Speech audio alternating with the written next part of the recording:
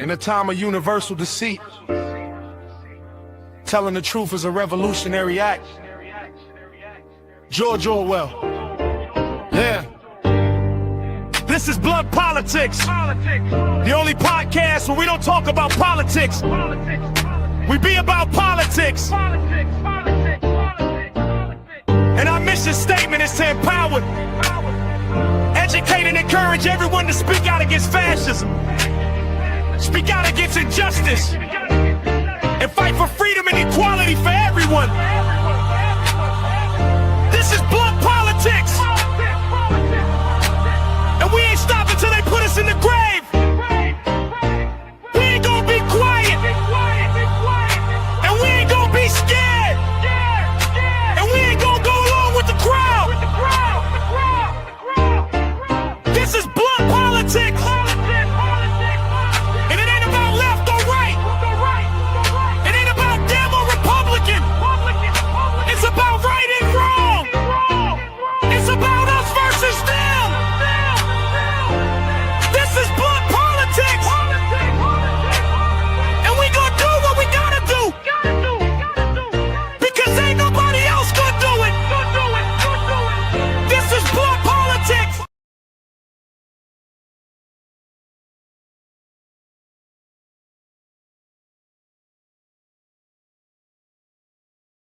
Muted. It's probably not good when you do a podcast if you're muted. You probably do have to unmute yourself if you're going to do a show. Like the microphone thing only works if it's on. So once again, welcome back to the Blunt Politics Podcast. I'm Boston Brian. I appreciate you for joining me. We're trying a little something new here. We're on the vertical and the horizontal. I like to call it the Charlie Kirk and the non-Charlie Kirk, horizontal and vertical.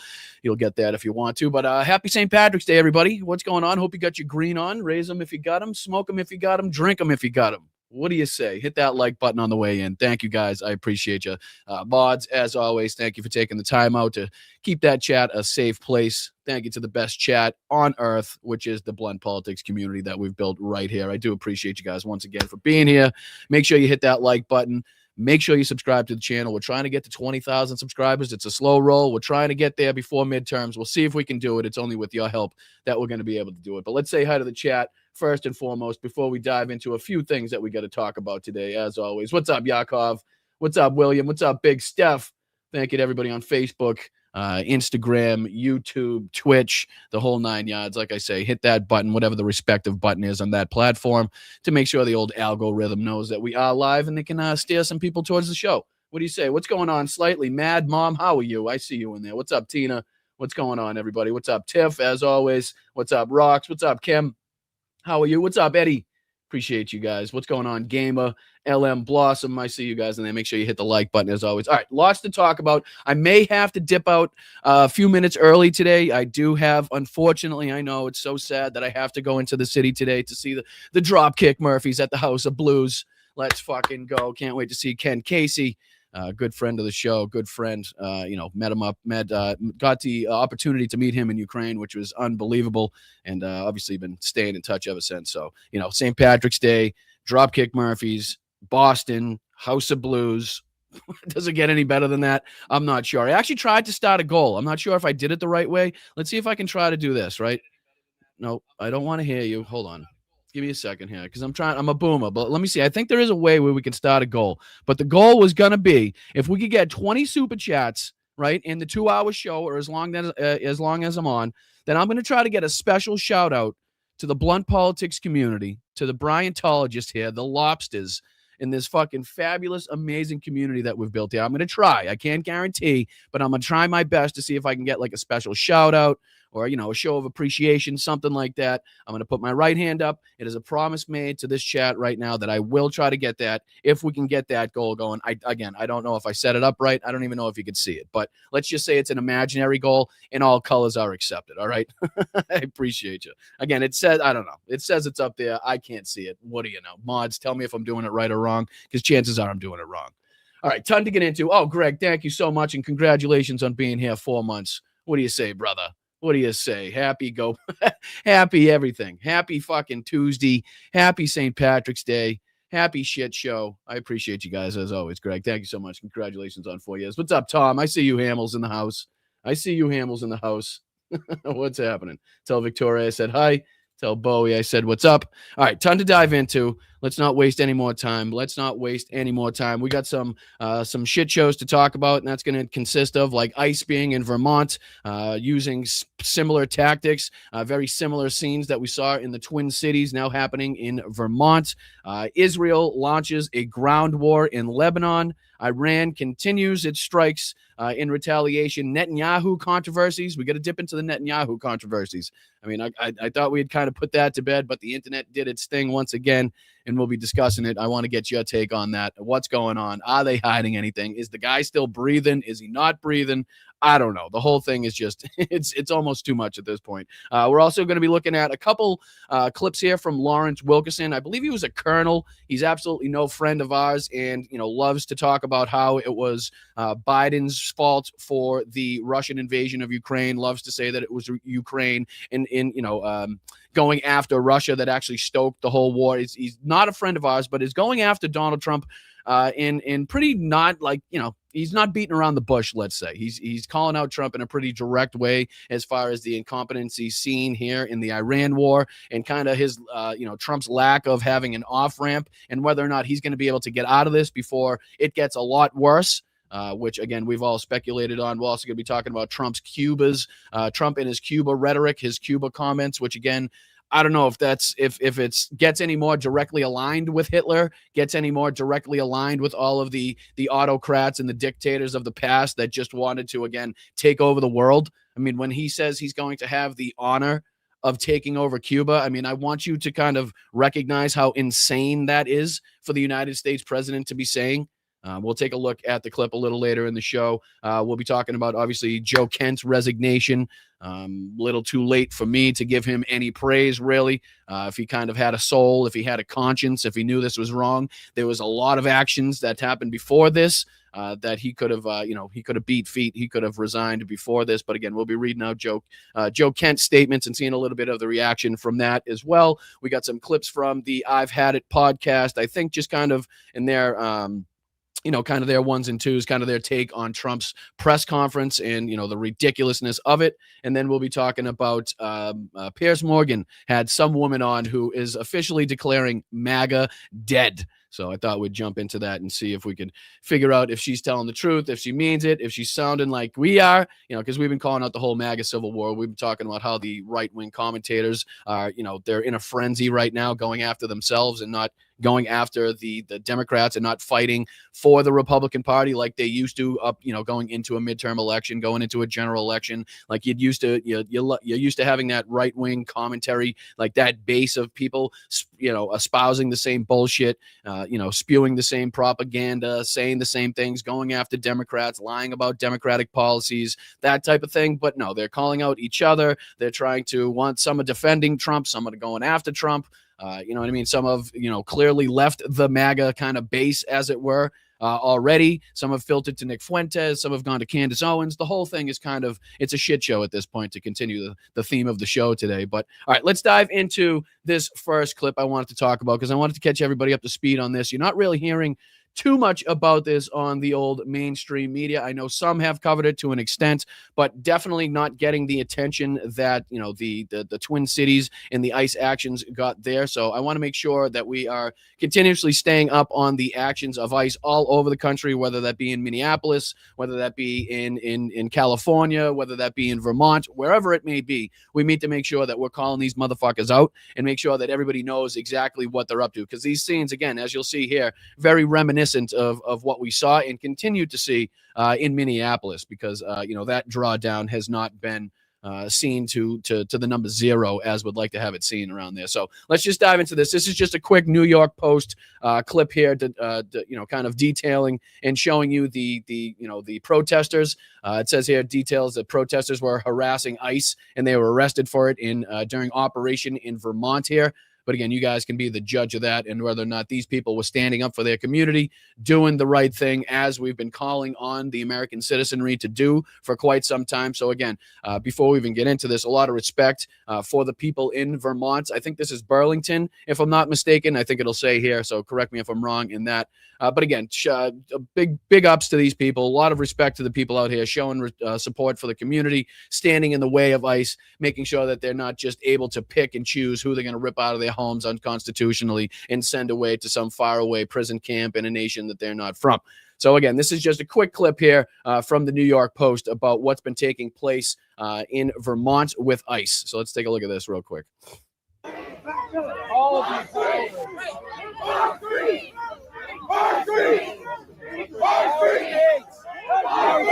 So again, you can see just already clearly reminiscent of what was taking place and continues to take place in Minnesota.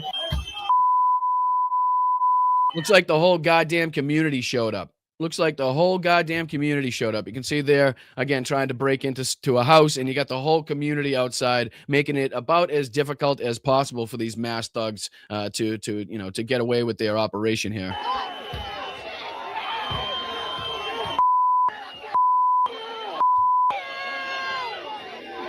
And again, you can clearly hear the sentiment of the crowd. They're not there in a friendly capacity.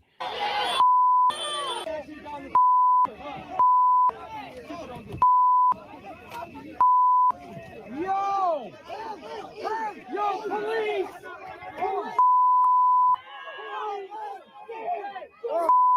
So again, even with the news that Bavino's going to be retiring, right? Even with Tom Homan's soft rhetoric, even with their claims of a drawdown in Minneapolis, like that doesn't take them away from the culpability and all of the shit that is still going on around the country.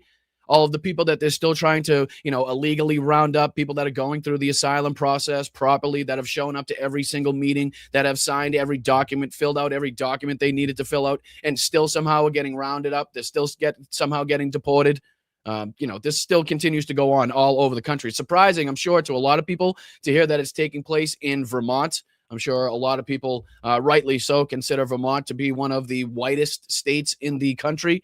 If not the whitest, if I'm not mistaken. Do I have that right? I think it might be statistically the whitest state in the country, or at least in the, the top category there.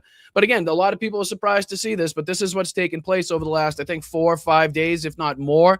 That, again, people have not really been talking about, that really hasn't been covered by the mainstream media, again, like it was, like we saw in the Twin Cities.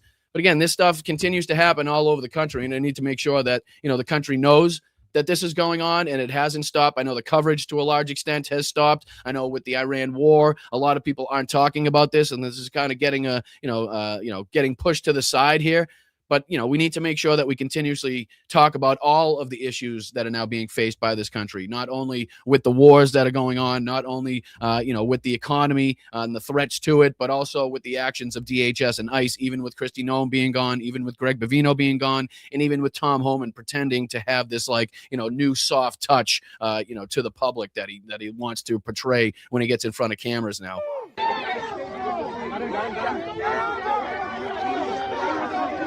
But again, very similar scenes. I could tell you right now that this was Minneapolis. I could tell you that this was anywhere in Minnesota right now, and you'd have a hard time kind of being like, well, no, that's not that.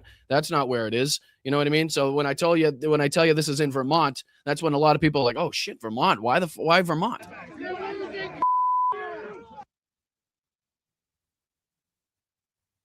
And you can see the number of people out there. So this is not obviously a small pushback. This is a large pushback that the crowd, they're in there locked arms. So again, shout out to these people. A lot of respect for the people showing up for their community. Flashbangs going off.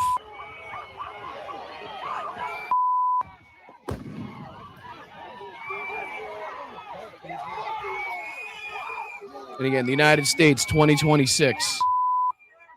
Under Donald Trump's failed leadership, this is what you get.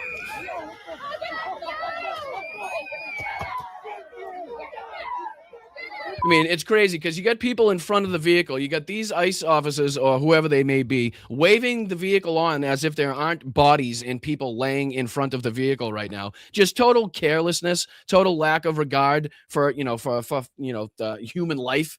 like we've continued to see from these ICE officers, from these DHS agents. That just continues to be the through line in their actions.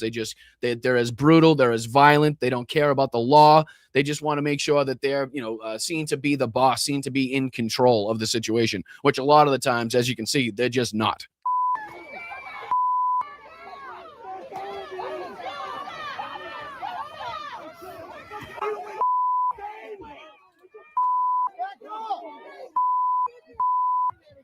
So again, and there's tons of videos like this. As you can see, this was just kind of one example that I found.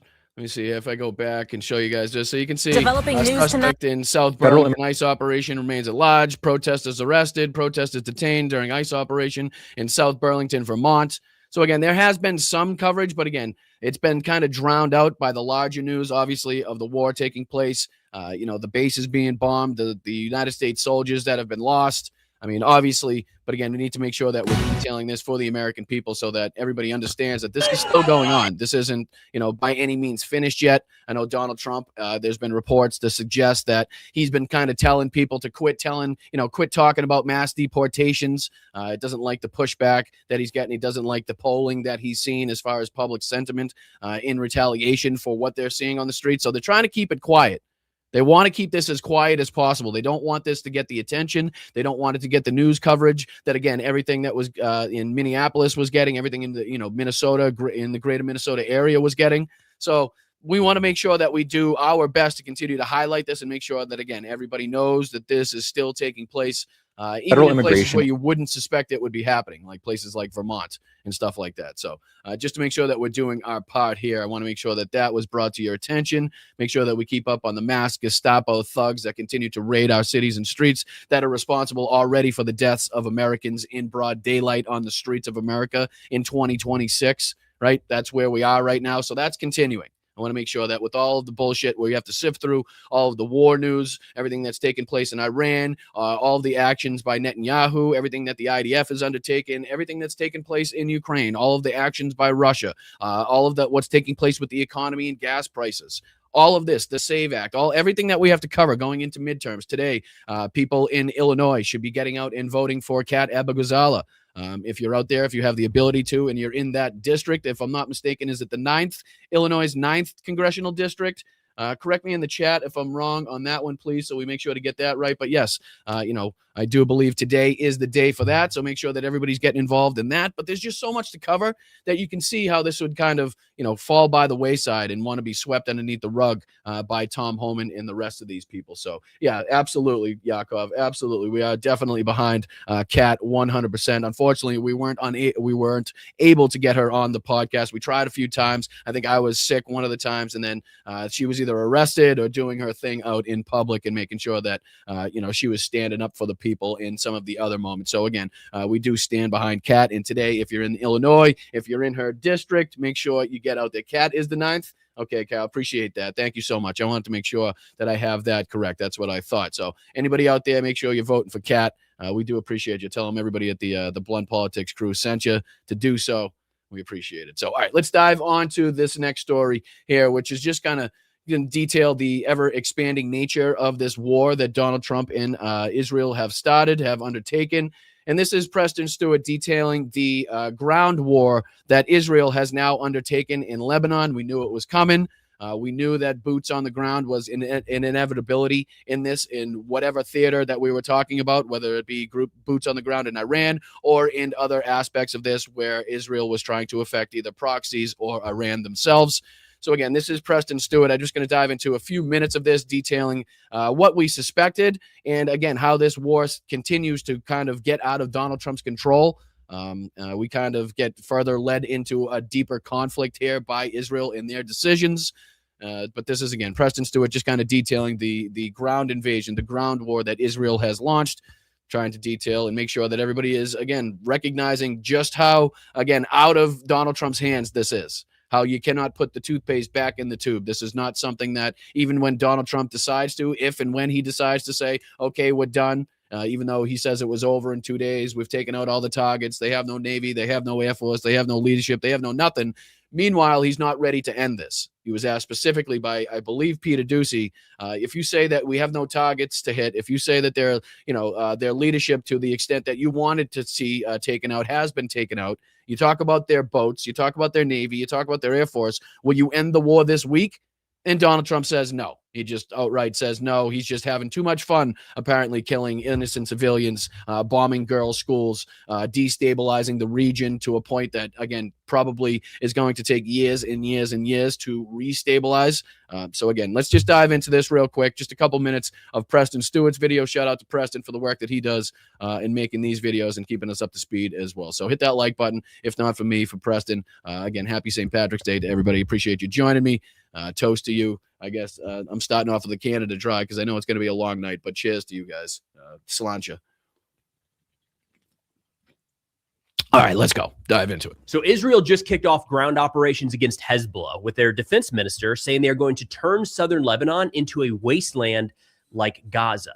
The IDF a few hours ago said that they have begun limited and targeted ground operations against key Hezbollah strongholds in southern Lebanon, aimed at enhancing the forward defense area. And that's the terminology being used here, not invasion, not war, not operation, forward defense area. They say, quote, this activity is part of a broader defensive effort to establish and strengthen a forward defensive posture, which includes the dismantling of terrorist infrastructure. A forward defensive posture. I mean, just the wording that they choose to use in this, a forward defensive posture.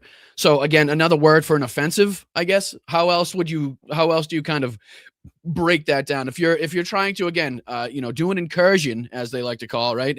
Excursion. Sorry, Donald Trump loves to call it excursion, even though I'm pretty sure he was told it was an incursion. Anyway, if they're trying to make this seem as subtle and as gentle as possible, they're going to try to make it seem like it's a defensive maneuver, even though they're, again, incursion. They're going into somebody else's territory, putting boots on the ground. So again, an expanding nature of this war, just another theater of this war to open up, or again, an ever-growing aspect of this when boots inevitably hit the ground. That's a new aspect to this. This is a different phase to this altogether. And the elimination of terrorists operating in the area. I hate these word games so much, and I hate the word.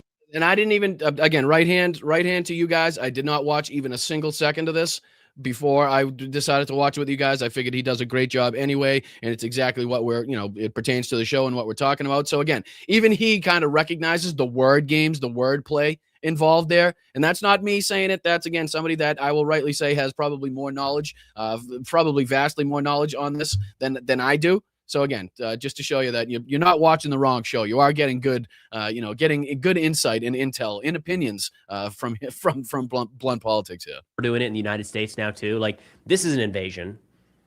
I hate that Hezbollah has the control that they do in southern Lebanon. But when you move the military, and again, they put us in this fucking position where it's almost like, well, they come at us with this rhetoric of like, what are you defending Hezbollah? What are you defending the Iranian regime? It's like, absolutely fucking not. But again, you guys have us in this position where it almost sounds like that, right? But no, we're just calling out the nature of the illegalities, the unconstitutional nature of the fucking war going on, the danger posed to the globe, that you guys have started off and kicked off here, the danger to the economy. Again, how you guys skirted around Congress to again enact this war in the first place. Again, the war crimes that have been committed by our government. It's like, these are the things that we're talking about. And believe me, the Iranian regime, no friend of anybody's, definitely no friend of ours. And again, the Hezbollah, no friend of ours, no friend of anybody here. But that doesn't mean that this isn't something that needs to be covered and talked about as far as the ever-growing nature of this war that Donald Trump and Bibi Netanyahu are directly responsible for. One nation into the sovereign territory of another nation, like, that's what it is. It's part of a war. What we're doing in Iran right now is a war. What Russia is doing in Ukraine right now is a war. That's not a special military operation. It just muddies the water. Anyways, I'm getting sidetracked here. So the defense minister was quoted in the Jerusalem Post. They said, following the 91st Division's dramatic push into southern Lebanon against Hezbollah, Defense Minister Katz on Monday said that the military would turn the villages there into a wasteland like Gaza.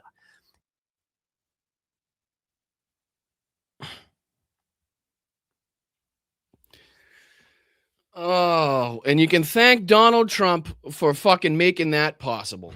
Okay?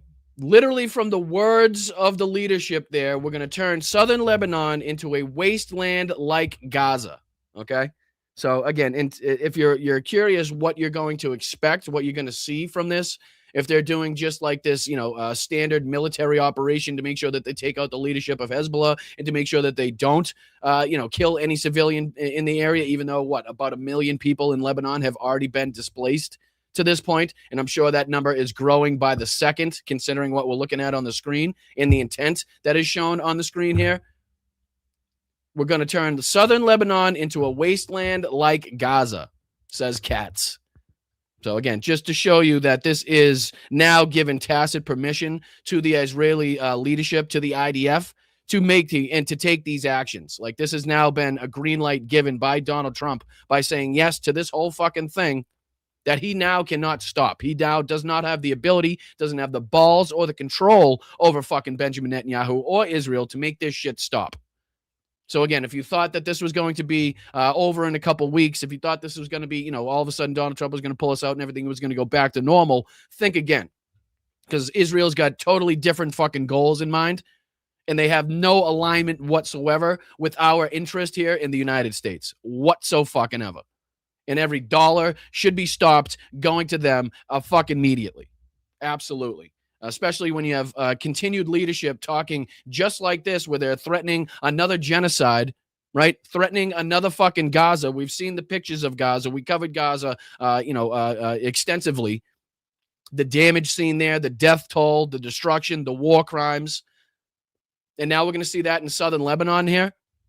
And we're just kicking this off. Who knows what comes from that, what the secondary impacts of that are. And we just continue down this fucking road and this path of degradation that we weren't seeing before this, okay?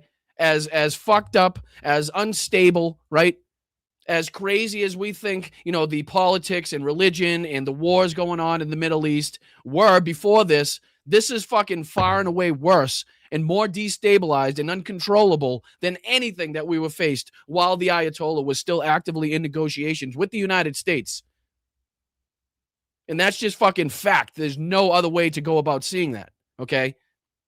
And as much as Donald Trump loves to say that he's in control of this, things like this, statements like this, and actions like this clearly show that he is fucking not. Absolutely fucking not. And again, I hate to fucking bring it up and I hate to talk about it in those terms, but we have to be fucking real about this because they're speaking about it in these terms. That means we have to speak about it in these terms. They're not beating around the bush. They're not fucking lying to people as what they're, for what they're trying to commit, their goals and intentions are.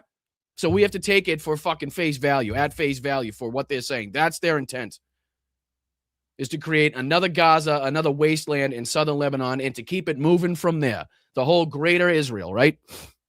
Again, let's dive on before I get too fucking pissed off. I don't want to get too pissed off on St. Patrick's Day. You know what I mean? We keep it light here. We're going to keep it light. Try to, at least, because I know it's impossible to do so. But again, this just shows here. Let's dive on to this because OSINT Defender clearly details, as he's been doing, the ability of the Iranians to continue to strike back, to continue to not only hit the bases and hit ships, but hit different allied areas as well. We just saw recently, what was it? Yeah, did you guys see this? Let me show this before I even throw that one on there. Do you guys see this one here?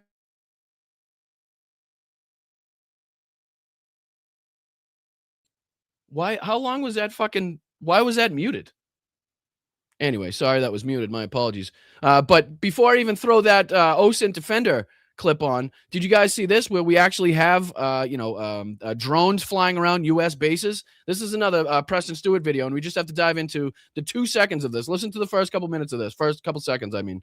We now have enemy drones flying over U.S. positions in the Middle East. So, does it keep muting me? I don't understand that. The mute button keeps getting popped on here. All right, but this is crazy because check this out. So today, we're going to provide some options to our service members downrange to help them mitigate this threat with what they have available on hand. No groundbreaking new technology or training necessary. Literally what you're seeing on your screen now is a drone, an enemy drone, just freely flying over a base in, I believe it's Iraq, if I'm not mistaken. I think it's the Liberty base in Iraq. And it's just clearly flying over the base, willy-nilly, freely flying over until it decides to run itself into one of the buildings there on the base. Right? So clearly we're now seeing much more like Ukraine-based activity as far as FPV drones. What if they start initiating these to a large degree as far as over the U.S. bases, attacking U.S. bases, whether it's Iran or the Iranian proxies somewhere else in the established region? I mean, this is fucking crazy. This is crazy and goes to show that we absolutely do not have this full control that Pete Hegseth loves to tell you that we have. Donald Trump loves to tell you that we have. This clearly does not state to me that we have like full control over airspace, Iranian military capabilities whatsoever, their proxies in the area. We talked about on the last show how not only is the Strait of Hormuz a big fucking talking point, but the strait to the south there between Oman and what was the other one there? And Eritrea, as it leads to the Suez Canal, is also something that the Iranian proxies and the Houthis could definitely start attacking. And if they control that, they can control 12% of the global shipping that goes through the Suez Canal, which is, again, going to lead to higher prices for you. Not only that, but consistently higher prices being paid at the pump also affects the shipping. They're paying more to now put their ships at sea. They're now paying more to put their fucking planes in the air. All of that adds up to you guys paying more, not only at the pump, but at the grocery store, at the fucking clothing store, at the shoe store, all of it. Because all of that shit travels by plane, by train, by automobile, by ship to get here. All of those things need fuel. Fuel is more expensive. Goods become more expensive. It's pretty easy to see. But again, when you got video like this, just clearly showing the fucking drones willy-nilly. I mean, this is more along the lines of what you'd see in Ukraine, right? This is what we're used to seeing in Ukraine, just FPV drones flying willy-nilly around, capturing video. It's already been kind of reported on that the White House, that the Pentagon was using Ukrainian footage from Ukrainian drone teams taking out Russian Shahed drones as their own footage, trying to pass it off as if it was the U.S. military that was taking down those drones over Iran or over one of the allied nations, which it just was not. Again, another aspect in which they're trying to propagandize you to believe that they have more control over the situation than they actually do.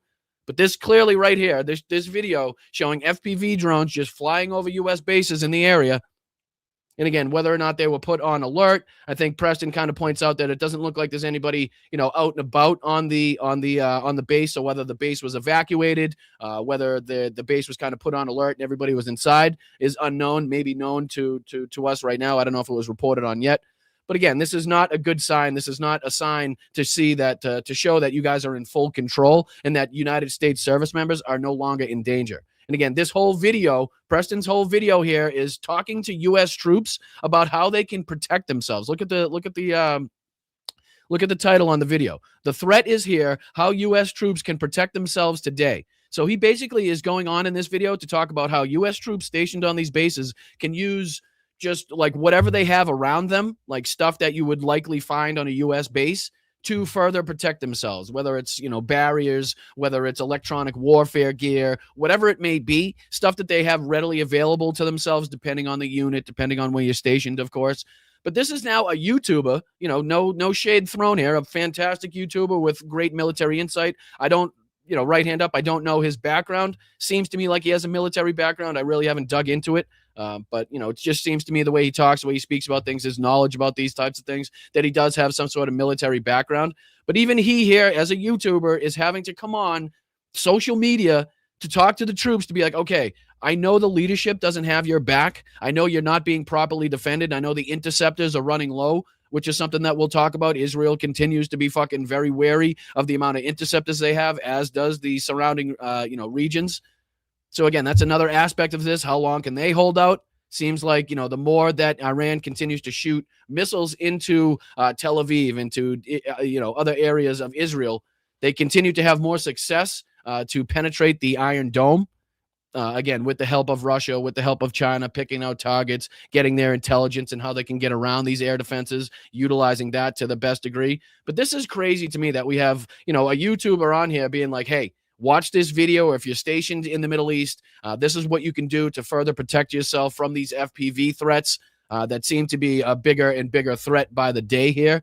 because obviously it doesn't look like the leadership has your back. The leadership doesn't seem to be, defending against this, doesn't seem to be pushing for, more material or more defenses or more barriers to be put into these bases at all. So again, it's crazy to have to look at how unprepared and all the miscalculations that we continue to see by the United States fucking leadership as far as undertaking this war and the side effects from that and how to mitigate those side effects. It's just like we're playing from fucking 10 steps behind at every turn.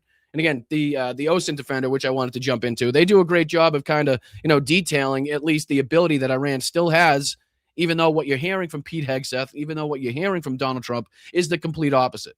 They have no military capabilities. All the missiles have been taken out. The drone threat is no more. Meanwhile, we continue to see shit like this. We continue to see the Saudi Ministry of Defense reporting that they had to intercept and destruct 8 one-way attack drones launched by Iran.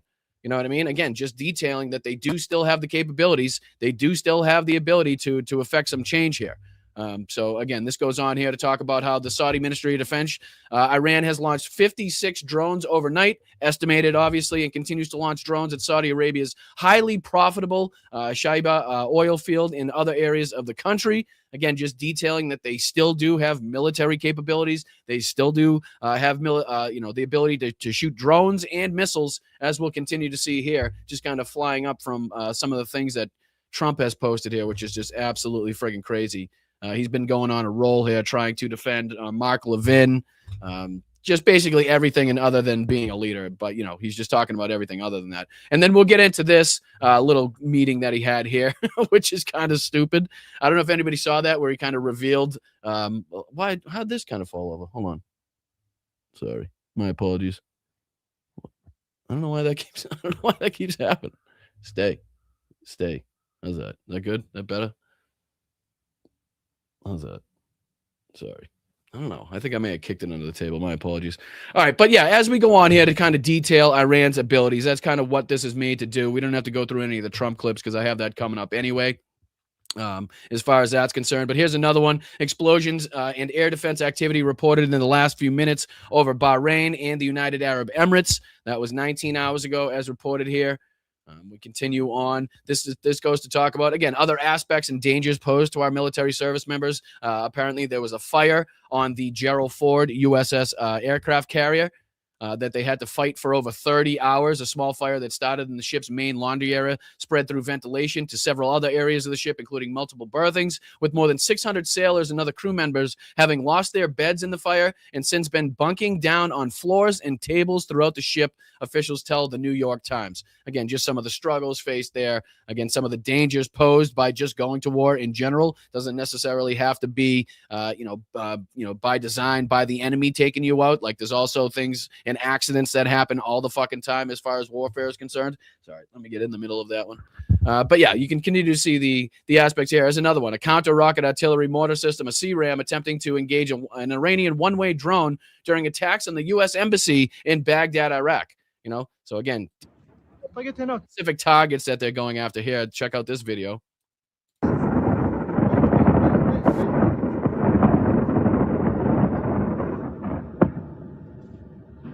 طقت هناك هناك طقت. So, and that comes out of, again, the U.S. Embassy in Baghdad. Just kind of, again, detailing the lies told to you by Pete Hegseth, by Donald Trump. Reports of a strike on the U.S. Embassy in Baghdad here. Check this out.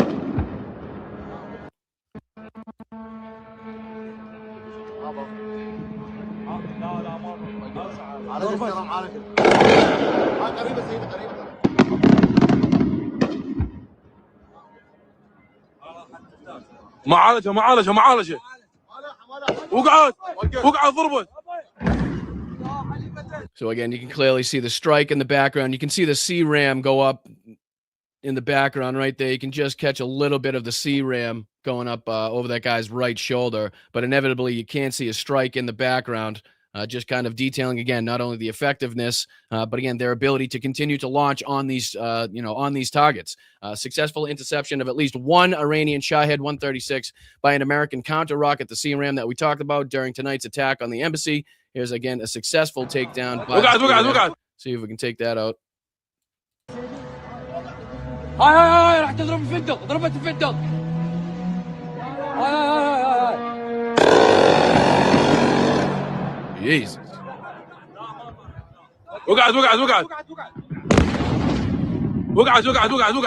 So you can see the C-Ram taken out. It looks like the debris and what's left of it afterwards kind of impacts the ground.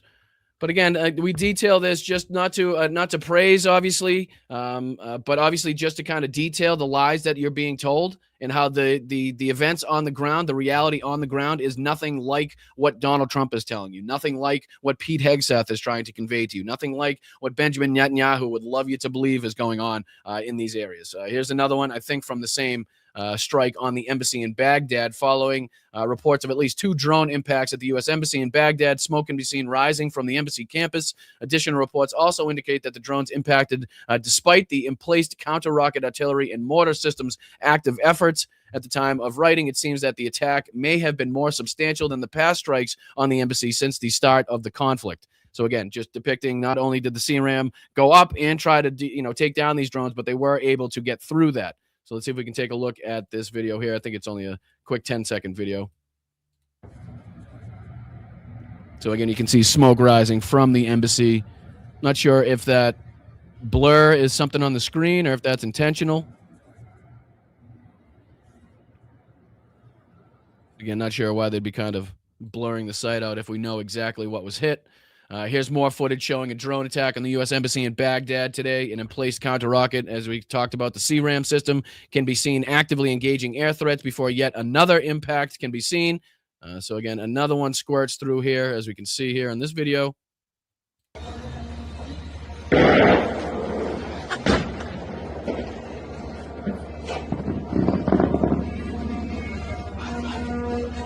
عبرت بابا طقت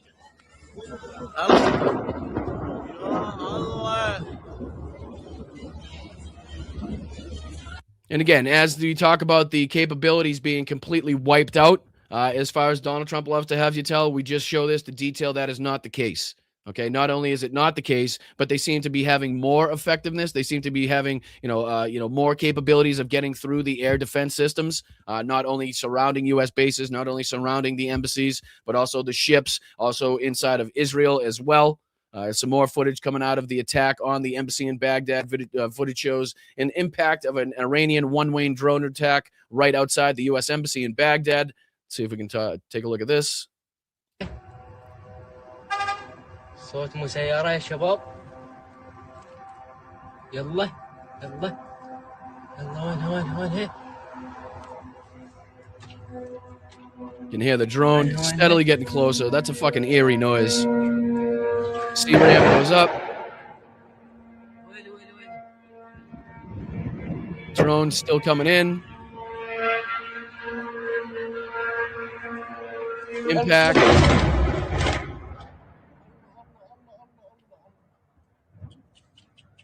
And again, just in case you're just joining us, we're looking at some footage from the attack on the U.S. Embassy in Baghdad. Again, as Pete Hegseth and everybody else on the Republican side loves to tell you that this was over in 2 days. Here's an Iranian Shahed 136 seen flying low over the Iraqi capital of Baghdad before being engaged by an American counter rocket. Let me see if this is during the it was during the attack, the same attack there. Let's check this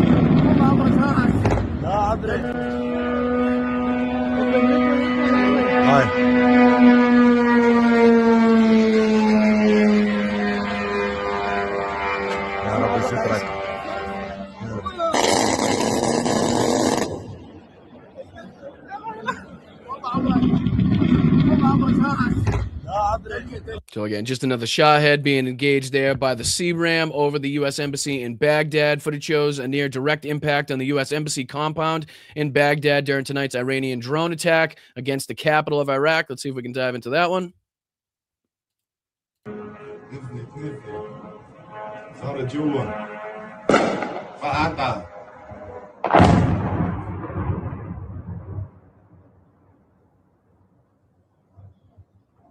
And again, it's hard to tell how many actual impacts it took there. I don't know if it's been reported to this date yet, but it's hard to tell if this is, multiple angles of the same strike or if you're seeing one strike twice. So it's kind of hard to detail just exactly how many times it was struck directly. But American counter-rocket, the CRAM here, expends several hundred rounds attempting to intercept Iranian Shahed 136 during the same attack. There's another little bit of footage from that attack.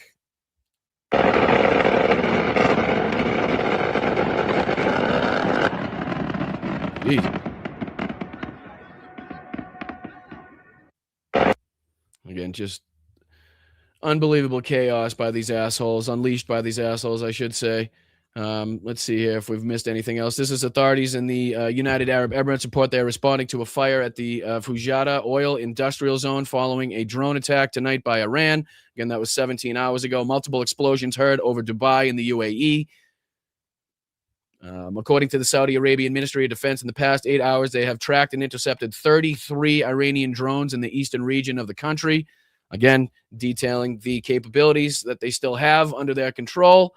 The United Kingdom here, we'll talk about Donald Trump and him getting pissed off at NATO and saying that he has the ability to withdraw from NATO without the congressional approval, which is just absolutely false. But we go on here. Let's see here. Maritime risk. According to the Lebanese army, after an Israeli airstrike and the area, the soldiers were injured. One soldier lost his life due to the injuries. Israel has announced they have eliminated two principal Iranian decision makers, Ali Laranjani and Basij commander. I'm not going to try to say that name. Soleimani is his last name, who was secretary to the Iran's Supreme Security Council. And who presided over the recent deadly crackdowns on Iranian protesters, played key roles in the current Iranian ruling framework. We go on. There's another one. The UAE Ministry of Defense so far today, air defenses have engaged 10 ballistic missiles, again, above and beyond the drone capabilities, 45 one-way attack drones launched by Iran in one of the largest daily attacks since the first week of the Iran war. And they go on to detail exactly how many they've had to intercept and take out there. Again, showing that this is an ever-growing conflict as opposed to Donald Trump telling you that it's going to be, ramping down and that we've already won this. It's already complete, if you ask him. But again, more of this goes on. Here's more from the U.S. Embassy attack. And I think we may be getting up to the current day. Yeah, here's where Joe Kent, here's Joe Kent's letter of resignation. We'll be getting into that in just a minute, too. But I think that pretty much details, a little bit or some of the strikes. Here's some of the air raid alerts across central and northern Israel following the detected launch of ballistic missiles from Iran. And you can detail, you can see here, detail just how many people are under that threat right now. But yep, as Donald Trump loves to say, even when he was meeting with the Irish PM today, that he's not afraid of anything. They've won. This was over in the second day. Just a bunch of absolute horseshit. But speaking of absolute horseshit, I'm dying to know what you guys think of this situation, okay? What is going on with Bibi Netanyahu? And I appreciate you guys for watching the Blunt Politics podcast. Make sure you guys hit that like button, subscribe to the channel. We're trying to get to 20,000 subscribers, and only with your help, we're going to be able to get there. So thank you guys. Thank you to the mods. I appreciate everybody contributing. I see we're at 7 so far. We're trying to get to 20 super chats by the end of the show, and we're going to try to get a shout out from Ken Casey, from the Dropkick Murphys, to the fantastic chat and community that we've built here. So again, if we can get up to 20 by the end of the show, we'll see if we can get that done. We'll see if we can get that for you guys. But I'm dying to know what you guys think here, because boy, oh boy, has the internet been on fire.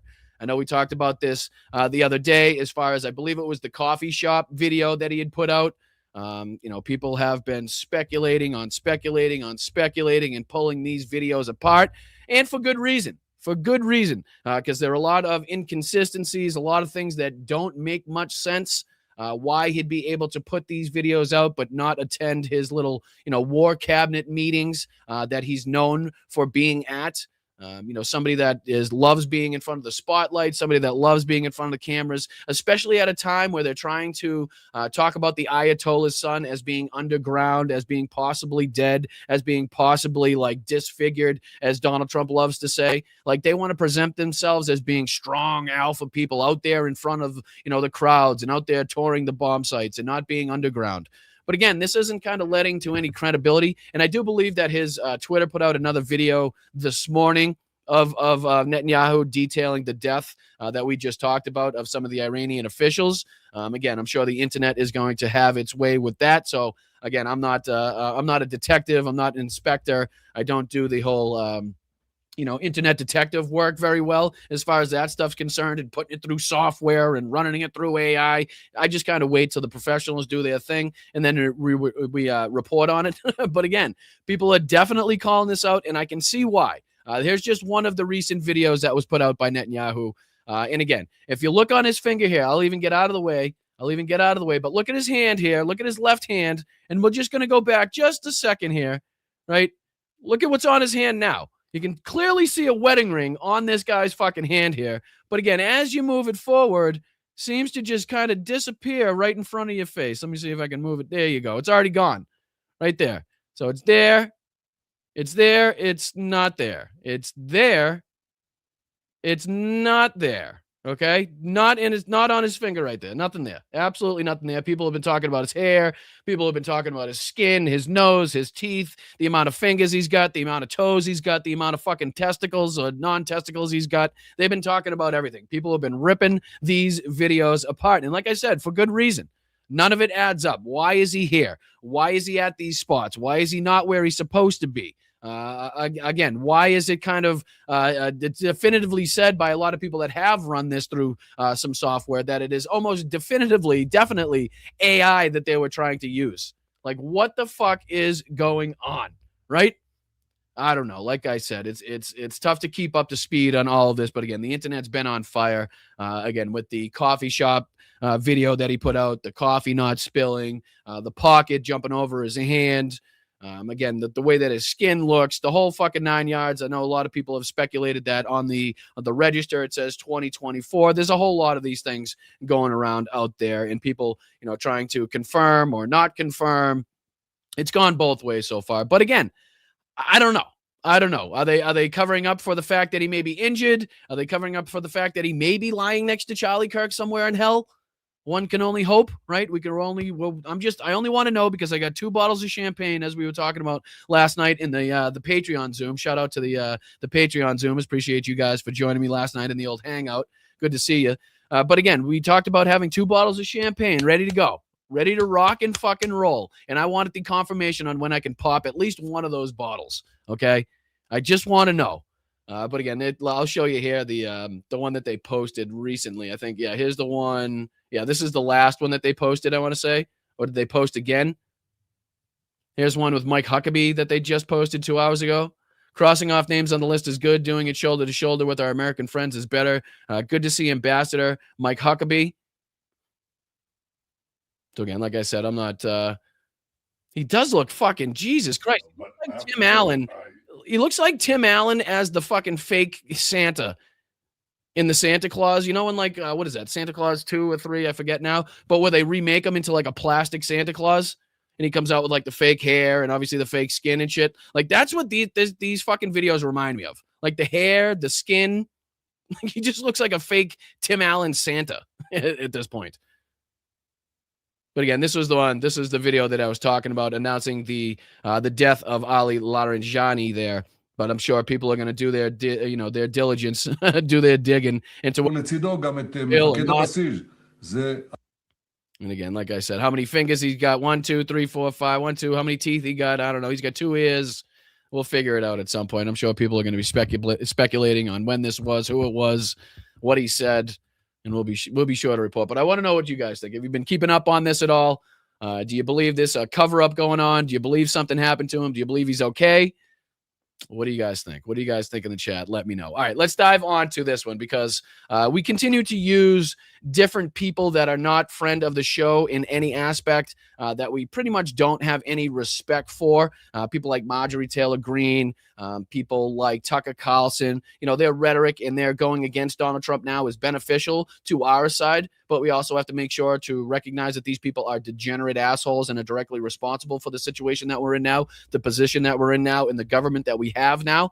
But it is beneficial to use these people and say, hey, look, these were MAGA sycophants. These were people, fucking put up on a pedestal. Tucker Carlson being like the golden boy as far as the MAGA media figure on Fox News. Obviously the rest of these assholes you can say as well. Marjorie Taylor Greene. There's no need to kind of detail how much she was a sycophant for MAGA. It continues to be in a lot of regards. Again, not to let these people off the hook by any stretch of the imagination, but again, to use it for our political benefit, for political expediency, to show that even these sycophants are now starting to see some daylight at the end of the tunnel as far as being able to call out Donald Trump, whether it be for the Epstein files, whether it be for the war in Iran, whether it be for what he's doing to the economy, whether it's for the killing of American citizens in broad daylight on the streets of this country, whatever it may be for. They're all kind of, well, not all, I don't want to say, but some of them are starting to speak out, and we need to use those people in order to kind of get our point across. And this is just another aspect of that. Here is Lawrence Wilkerson. I believe he was a former colonel, if I'm not mistaken, somebody who definitely spouts Russian propaganda.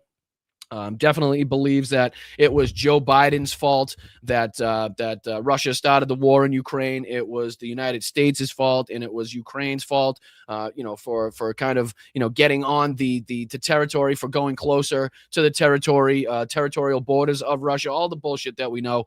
He continues to spew that, continues to think that. But again, on the same regard, he's out here kind of pummeling Donald Trump. Kind of making Donald Trump look like a fool, kind of telling it how it is as far as Donald Trump's incompetencies and the dangers posed by what he started now in Iran and with Israel. Here's just one of the aspects. This was a few days ago, and he was talking about how Israel is getting pummeled, right? That you're not hearing about it. Benjamin Netanyahu's not talking about it if he's alive. The Israeli government on a large extent is not talking about how hard they've been getting hit. We continue to try to show you guys with clips from OSINT Defender and other news articles and news clips that they do still have the ability, Iran, to strike inside of Israel, to get through the Iron Dome, to get through the United States air defense systems around the bases that we have there, the allied air defense systems that they have set up. They do still have these capabilities. I know I sound like a broken record, but it is just completely, it's completely against what we're hearing from our government. So we need to continue to highlight that. But here he is, calling it as it is, telling you that Israel is getting pummeled, and that they definitely need to be worried, and that this isn't going, rainbows and sunshine for everybody over there.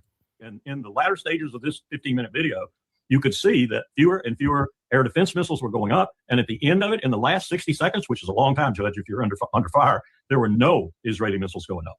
The Iranian missiles were just getting in. Wow. And again, he's on with another non-friend of the show. What's his name? Andrew Napolitano there, the judge, so-called judge. And it's all being lied about, of course. You can't get this out. You can't even get it out of Al Jazeera or Al Arabiya. They're not allowed to film this sort of thing because he's got a wrapped down tight ban on anybody coming in there and making film other than his own propaganda people. And he being Benjamin Netanyahu, talking about, again, the control they have over the media, the control that they have over the news that gets out, what's reported on, how it's reported on. So again, you see here that not only from this, I think this was somewhat 10 days ago now, almost. This was March 7th, I believe. So again, we continue to see that Iran has similar, if not the same, if not or more capabilities to strike inside Israel to make sure that they continue to hit these targets that they did some 10 days ago. So again, just to show you how, the lies are stacking up and that we're not winning this as far as Donald Trump and Pete Hegseth would like to have you believe. Again, these are just little aspects, little pieces of evidence to detail that. And he was on again with Napolitano and had this to say. Let me see if I can throw this on your screen, because there's a couple parts in this too. There, he comes right after Donald Trump, pretty much telling you that Donald Trump is an idiot. He's incompetent, that he has no exit strategy here. He's been led into a war by Benjamin Netanyahu. All things that we believe to be true. But again, coming from a guy that is just a sycophant in every other regard for not only this administration, but again, for Russian propaganda, for Putin and against Ukraine. So it's funny to see that even these assholes are to some extent decide at some point they sound like us, right? The same people they can't stand as far as liberals and progressives, right?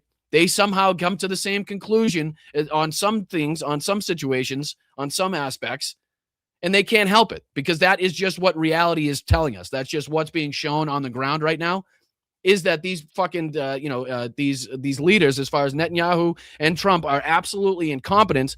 and have nothing but a bloodlust and no exit strategy in mind here. And I know that Israel's goals and actions are in no way aligned with our benefit here as United States citizens. But here he is. We're just going to play a couple parts in this where he's kind of giving it to Donald Trump as far as this Iran war is concerned. That's the truth.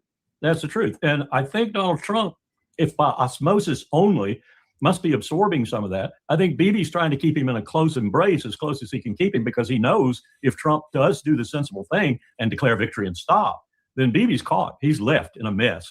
Israel is being ripped apart right now, and Iran has not even used its most sophisticated missiles yet. It's being very smart. It's husbanding them for the real target, which ultimately is Israel. So he's right. And I don't know if Trump's getting that. So again, this is him really talking about how Benjamin Netanyahu wants to keep Donald Trump on the hook here. He doesn't want Donald Trump to declare victory. He doesn't want Donald Trump to pull out. Pause. He doesn't want Donald Trump to, to take all the U.S. forces out of the area because it's going to leave Netanyahu in a lurch. You know what I mean? It's going to leave him with fucking, he's going to be up Schitt's Creek without a paddle, so to speak. So he's pretty spot on with this, what he's talking about here as far as calling out Trump. But again, coming from this asshole, it's politically expedient for us to use his words against Donald Trump more so than us calling him out, because nobody's going to listen to us, right? If you're on the other side, they're just going to call you a dumb lib. They're going to call you, whatever, progressive, whatever you call yourself, right? They're just going to fucking shun you out. But again, when it comes from these people, they may be more apt to listen to somebody on, who is at the same time spewing Russian propaganda, who is saying this shit. So again, I feel like it's for the people on the outskirts, the people that still can be bought, the people that still can be, have their minds changed, and that's now starting to see the light in some regard, are more apt to listen to people like this, which is why we play the Marjorie Taylor Greens, the Tucker Carlsons, the Piers Morgans that have called Trump out to whatever extent that they're willing to call him out. You know what I mean? That symbol. I don't know if he's getting that message. I don't know if he's understanding just what he's walked himself into. If he keeps talking about ground troops and he even moves remotely towards that possibility, we're in deep kimchi with which we will not withdraw until we spent several $1 trillion, kill thousands and thousands of people, and we will make Afghanistan and Iraq look like cakewalks. Again, pretty direct terms, pretty specific things that he's calling out, and pretty specific dangers that are now posed by Donald Trump's actions, by these actions, by this war in general. And he goes on. Let me see if I can pull up the transcript. Because in this transcript, he goes on to just kind of repeatedly, talk about Donald Trump's, here he is. Let me show you this part. Because they go on to play a clip from Alyssa Slotkin, and I just want to show you in detail how much he's not a friend of this show and how he's still an asshole and still spews Russian propaganda. Listen to this. This is, again, after they play a clip from Alyssa Slotkin. At all, I would say back to her, were I in front of her face at that moment and able to do so. Were you thinking about all of this when Joe Biden started this mess in Europe in the first place? Were you considering what you were doing when he started this in Europe in the first place? Were you considering what you were doing when your president, Joe Biden, took the United States well beyond its promises to Russia in the beginning, and even into the point of sticking its finger in Russia's eye in a country that was existentially threatening Russia, and which both its foreign minister and its leader, Putin, told you a dozen times 5 or 6 years before you did all this? So again, blatant and obvious Russian propaganda, blatant and pure fucking talking points that would come directly from the Kremlin. The whataboutisms talking about Joe Biden creating the war in Europe. Like, where is this guy? I mean, again, I just detailed this to show you that this is no friend of the show. This is not somebody that we're patting on the back. This is not somebody that we're complimenting. We're just using his rhetoric. We're using his ability, or his, willingness at least, to call out Donald Trump and the realities of what we're facing on the ground here as far as Iran is concerned, and the dangers posed to us by that against Donald Trump and the GOP. I want to make it very clear that, again, we recognize who these people are. We are not, again, trying to rehabilitate their image in any way, shape, or form. They are complete and total fucking propagandist assholes, morons, degenerates, scumbags. But again, in this regard, their willingness to call out Donald Trump can be beneficial to our side. And he goes on here. I'll just fast forward to any point. I'm sure he's calling out Trump against a resilient power like Iran certainly is, and becoming more so every day. He almost invites escalation to ground troops. I listened to John Mearsheimer with Chris Hedges this morning. I think John's absolutely right. We're on the escalation ladder now, and Trump is an incompetent ladder climber. I mean, that's pretty, you don't need to beat around the bush as far as that's concerned. I don't think anybody listening to that is like, I wonder what he actually means by that. So we're on the escalation ladder, as we detailed by, Israel's ground incursion into Lebanon, the nearly 1 million plus people that have already been displaced before that ground incursion even took place. Right. But now he's talking about Donald Trump being the most incompetent person to be in charge of that. And now we're on the escalation ladder. And now we're looking to fucking Donald Trump to have the balls, or to have the brains, at least, as he's talking about here, to get us the fuck out of this before it gets, even worse, before it gets to a point where, it's almost unfathomable at this point. Is General Grinkowicz, I may be mispronouncing his name, Grinkowicz, I think that's right. in danger of being fired for saying what he said under oath and in public? It contradicts Again, the I'm just very gonna go on here. which is even more frivolous. Number one, Chris. What information did you have that Iran was about to carry out an imminent attack? One good indication was that for 47 years they've been saying death to America, death to Israel. Believe it. Yeah, but that's 47 years, but why that day? And they were ramping up their capabilities with the ballistic missiles. So again, this is both the judge and this guy calling out their fucking bullshit, calling out, they're literally playing an NBC clip here to use that against the Trump administration for their bullshit. Right? They're not believing that we are under imminent threat. There was no imminent threat, as they go on to say here. There was no attack that was planned on United States soil before Donald Trump and Bibi Netanyahu decided to fucking strike Iran. Right? We weren't in any of this bullshit. It wasn't anywhere near the fucking level right now that it was, before we started undertaking this war. They're stringing along the negotiations. They always lie. Listen to your negotiators. They'll tell you the truth. They're stringing them along. They always lie, and it was an imminent threat. And we removed that imminent threat. I still don't understand what the imminent threat was, that they were going to attack Israel, attack American bases, attack the U.S. An imminent threat of what? All of the above. All of the above. They were threatening their neighbors. Everything you just said. They're shooting at all their immediate neighbors. All the mass. In retaliation, they think we're fucking so stupid too. What's his face was doing this. Witkoff was doing this. Mike Johnson was doing the same thing, trying to point out the strikes on the bases, the strikes in retaliation, strikes that weren't happening prior to us launching a fucking, strikes on Iran, launching a war against Iran, strikes that were not happening. 13 at this point, right? Am I still correct in that, or has it gone up since then? I believe 13 U.S. service members that would still be alive, that were alive while the negotiations were taking place, that are not alive now, because of what Donald Trump and Benjamin Netanyahu have undertaken. So it's ridiculous to think that you can continuously say that it is the retaliatory strikes that are now being used as the justification for the original war starting. That's just, again, back ass words in every fucking regard. It was revealed. These guys, it's a death cult that not only called and killed Americans for 47 years and Israelis for 47 years, now they're killing their neighbors. Colonel, this is political pabulum. This is not identifying and articulating a serious threat. Back to my question of whether you think Bibi forced Trump's hand, as Rubio said, or whether the attack 2 Friday nights ago had been planned all along. I think they attacked as planned all along. You don't do something like this as extensive as Israel is using its military power unless you. And that's exactly what we've been saying too, right? That the negotiations were all bullshit. The negotiations were never to get a deal. The negotiations were just to string the Iranian regime along until they were ready to strike. And this continues to prove our point. Again, people that have military knowledge, as much as they're fucking misusing that, as much as they've been brainwashed, in this regard, it's pretty clear to see that this was an action planned for quite some time, and that these negotiations were never in order to get a deal, never in good faith whatsoever, and that this was going to be an action undertaken no matter what, at some point, no matter fucking what. You planned it, and you planned it for a while. Those comments were just so vapid. That's the best word for them. We're looking at a situation now where you have to ask yourself, does Trump have the gumption? Does he have the capability even to walk away from this? Or as John said this morning, John Mearsheimer, is he on the escalation ladder with his inevitable next step being the next step on the ladder, and then the next, and then the next, leading to probably a couple of $1 trillion, untold casualties, devastation in the region, maybe a wider war, maybe the use of nuclear weapons, and no result from it other than a similar result to that which we obtained on a lesser scale in Afghanistan. This is, again, all of that is more likely than us ever seeing some like achievable goal in which would benefit the United States at all. Okay. All of what he just said is much more likely to happen. Escalation, a wider conflict, more nations getting involved, something that can't be stopped, broader as far as missiles being launched, as far as fucking nuclear threats are concerned.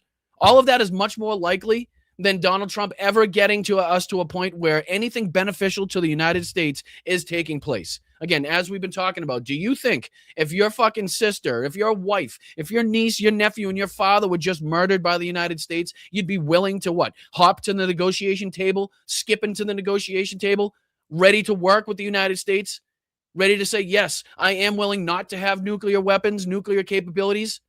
Because right now, seemingly the only way that you could possibly fucking, 100% guarantee that the United States isn't going to fuck with you, it seems to be that you need nuclear weapons. Okay? That is just the message being pushed out there by this war. You got Kim Jong-un up there laughing his fucking ass off like, he's already in the fucking clear. Nobody's busting his balls with his military actions, with his fucking, training exercises and launching nuclear capable missiles all over the fucking place. Nobody seems to give a shit about that. But it's the people that don't have them yet that are now going to be rushing to have either nuclear weapons or the most drastic capabilities they could possibly have in order to have the best negotiating stance against the United States when inevitably we come knocking on their fucking door. Just, you can't make this stuff up. This is walking down, as Barbara Tuchman said about 1914, walking down the road to war with wooden-headed people engaged in folly. And the most walking down the road to war with wooden-headed people. Wooden-headed one of all is President of the United States. And the most wooden head of all is the President of the United States, he says. How dangerous for the average American living in the United States is this war, or can it become? We were talking about the draft this morning and conscription and the impossibility of even getting the selective service system into shape within 6 to 8 months, and lots of money in order to draft people. And then how many young people would scoot the moment they heard that was going on, or maybe wait until it was active and then scoot? How would you ever manage a war in that region against 93 million people in a country as big as Western Europe, with the resolution now that those people have shown to take whatever is coming and dish it out back? And they haven't even dished out their third and fourth tier of missiles yet. They're saving those for Israel, I think. Think about Haifa and what they just did to the port of Haifa. Israel has no functional port right now. And if they want to make that steady and continuous, they can. I'm looking at missiles coming in. I'm looking at no missiles going up when I watch the videos. It's a situation of existential threat to Israel right now. So if they don't stop, and if Trump does mount that ladder and start up it, we're in this for the long haul, and it won't matter that Israel disappears, which I'm pretty sure it will. But in the long run, we will be kicked out of the Middle East. We will have no partners anywhere in that region. We will have a situation where our debt is spiraling out of control because we'll have to spend a couple of trillion on this war. This is pregnant with the possibility of, as that man said, or some man said, crossing the Rubicon. When Caesar crossed the Rubicon, the Republic was over and the empire began. But it didn't until civil wars went on. And it's crazy to me that a guy that can be propagandized to the point of believing that Joe Biden and the United States and Ukraine were responsible for the Russian invasion, the full-scale Russian invasion that we've seen, and even the broader conflict that was happening before that, is and can still depict and can still see through the bullshit of Donald Trump into the reality of what we're facing now, just goes to show how incompetent the leadership is right now. Because even people as deluded as this asshole, right? Even people as fucking moronic as this asshole, that to believe the propaganda coming straight out of the Kremlin, not only believe it, but being out there reciting it. People that are best friends, people that are fucking advocates for Donald Trump, Napolitano, this asshole, they're no lefties, they're no liberals. They're definitely Trump stands. They're definitely fucking MAGItes themselves. And even they're, clear-headed enough to see what the fucking dangers here are to the United States, to the greater region, to the world writ large, right? So that's why we use these clips. That's why I think it's beneficial to use these assholes, against the leadership, against Donald Trump himself, because he has a more difficult time, much like he is now with the resignation. What do you say we'll dive into that right now? The resignation here by Joe Kent. So he's having a difficult time the same way he does when anybody that was close, that he praised before, that he hired himself, gets fired, resigns, does something against Donald Trump. He has to come out and talk about how, they were never a good guy, or they were weak here, or he didn't like him in this aspect. So again, it's more difficult for him to call out the people that have worked with him that call him assholes, all the people in his first administration. I mean, the list is probably 2 pages long of people that worked with him in his first administration that came out and said he was an incompetent fool, that he was a fucking dangerous, maniacal autocrat, that he wanted to be a dictator, that he's lost his fucking marbles. Again, I'm paraphrasing to a certain extent, but these are all things that people that have worked with him before, what was it, John Brennan, there's a whole list of people that have worked with him that said, hey, this guy shouldn't be anywhere near fucking power. He shouldn't even be near a hot dog stand in fucking New York City, never mind the White House. And so, again, the most recent one that we can talk about that people are talking about here is the top counterterrorism official, Joe Kent, resigning here. Again, too little, too late as far as I'm concerned. Again, there were multiple fucking steps taken. There were multiple signs that this was going on, that this was an illegal, unconstitutional act, and acts being undertaken by not only the United States, but the United States military under the leadership of Donald Trump and Pete Hegseth. So, again, too little, too late as far as I'm concerned. But here we can use it to our benefit. And let's highlight this. This is, again, just a quick clip detailing the resignation of Joe Kent and what that means. Welcome back to Live Now from Fox. We wanted to share this breaking news here with you as top counterterrorism official Joe Kent has resigned. We're learning this within the past hour here. Joe Kent, the director of the National Counterterrorism Center, announced his resignation today, saying he cannot in good conscience back the Trump administration's war in Iran. Kent shared in a social media post saying Iran, quote, pose no imminent threat to our nation. And it is clear that we started this war due to pressure from Again, Israel. going directly against everything that is now being said by not only Israel, but also our government. The clip that we just showed on Napolitano, them calling out the Trump official trying to say that there was an imminent threat. Well, okay, well, here's a Trump official now resigning, the top counterterrorism official in the administration now resigning, that says there was absolutely no imminent threat posed to our nation. Okay, you can see where this would be a fucking problem for this administration. You can see why this would be a big sticking point as opposed to, I don't know, Chuck Schumer or fucking, somebody on the left, Rachel Maddow, just to pick a name out of, thin air. If they were to go against this, if they were to say there was no imminent threat, wouldn't really have the sway, wouldn't really have the news coverage to the extent that this does. And now this is putting pressure on Donald Trump, and he was questioned about it in his meeting this morning with the Irish PM, in which, let's play his kind of response to that right now. This is where he's questioned on the Joe Kent resignation, and let's see what he had for an answer in this one. I'm just kind of curious how he responded. I didn't get to see it with I didn't see it beforehand. Shut up.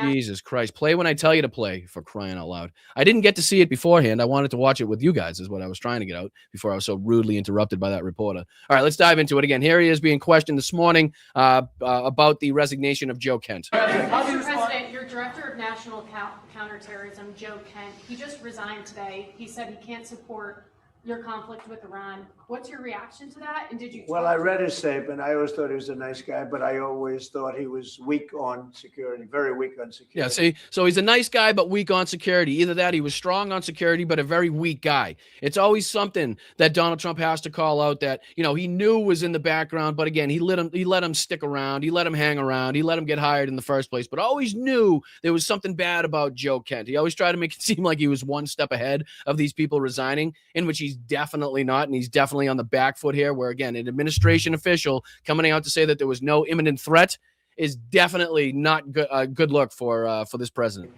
I didn't know him well. And speaking of bad looks, what is going on upstairs here, brother? What the fuck are we doing, Chief?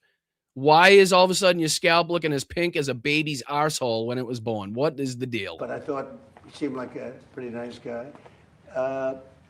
But when I read his statement, I realized that it's a good thing that he's out, because he said that Iran was not a threat.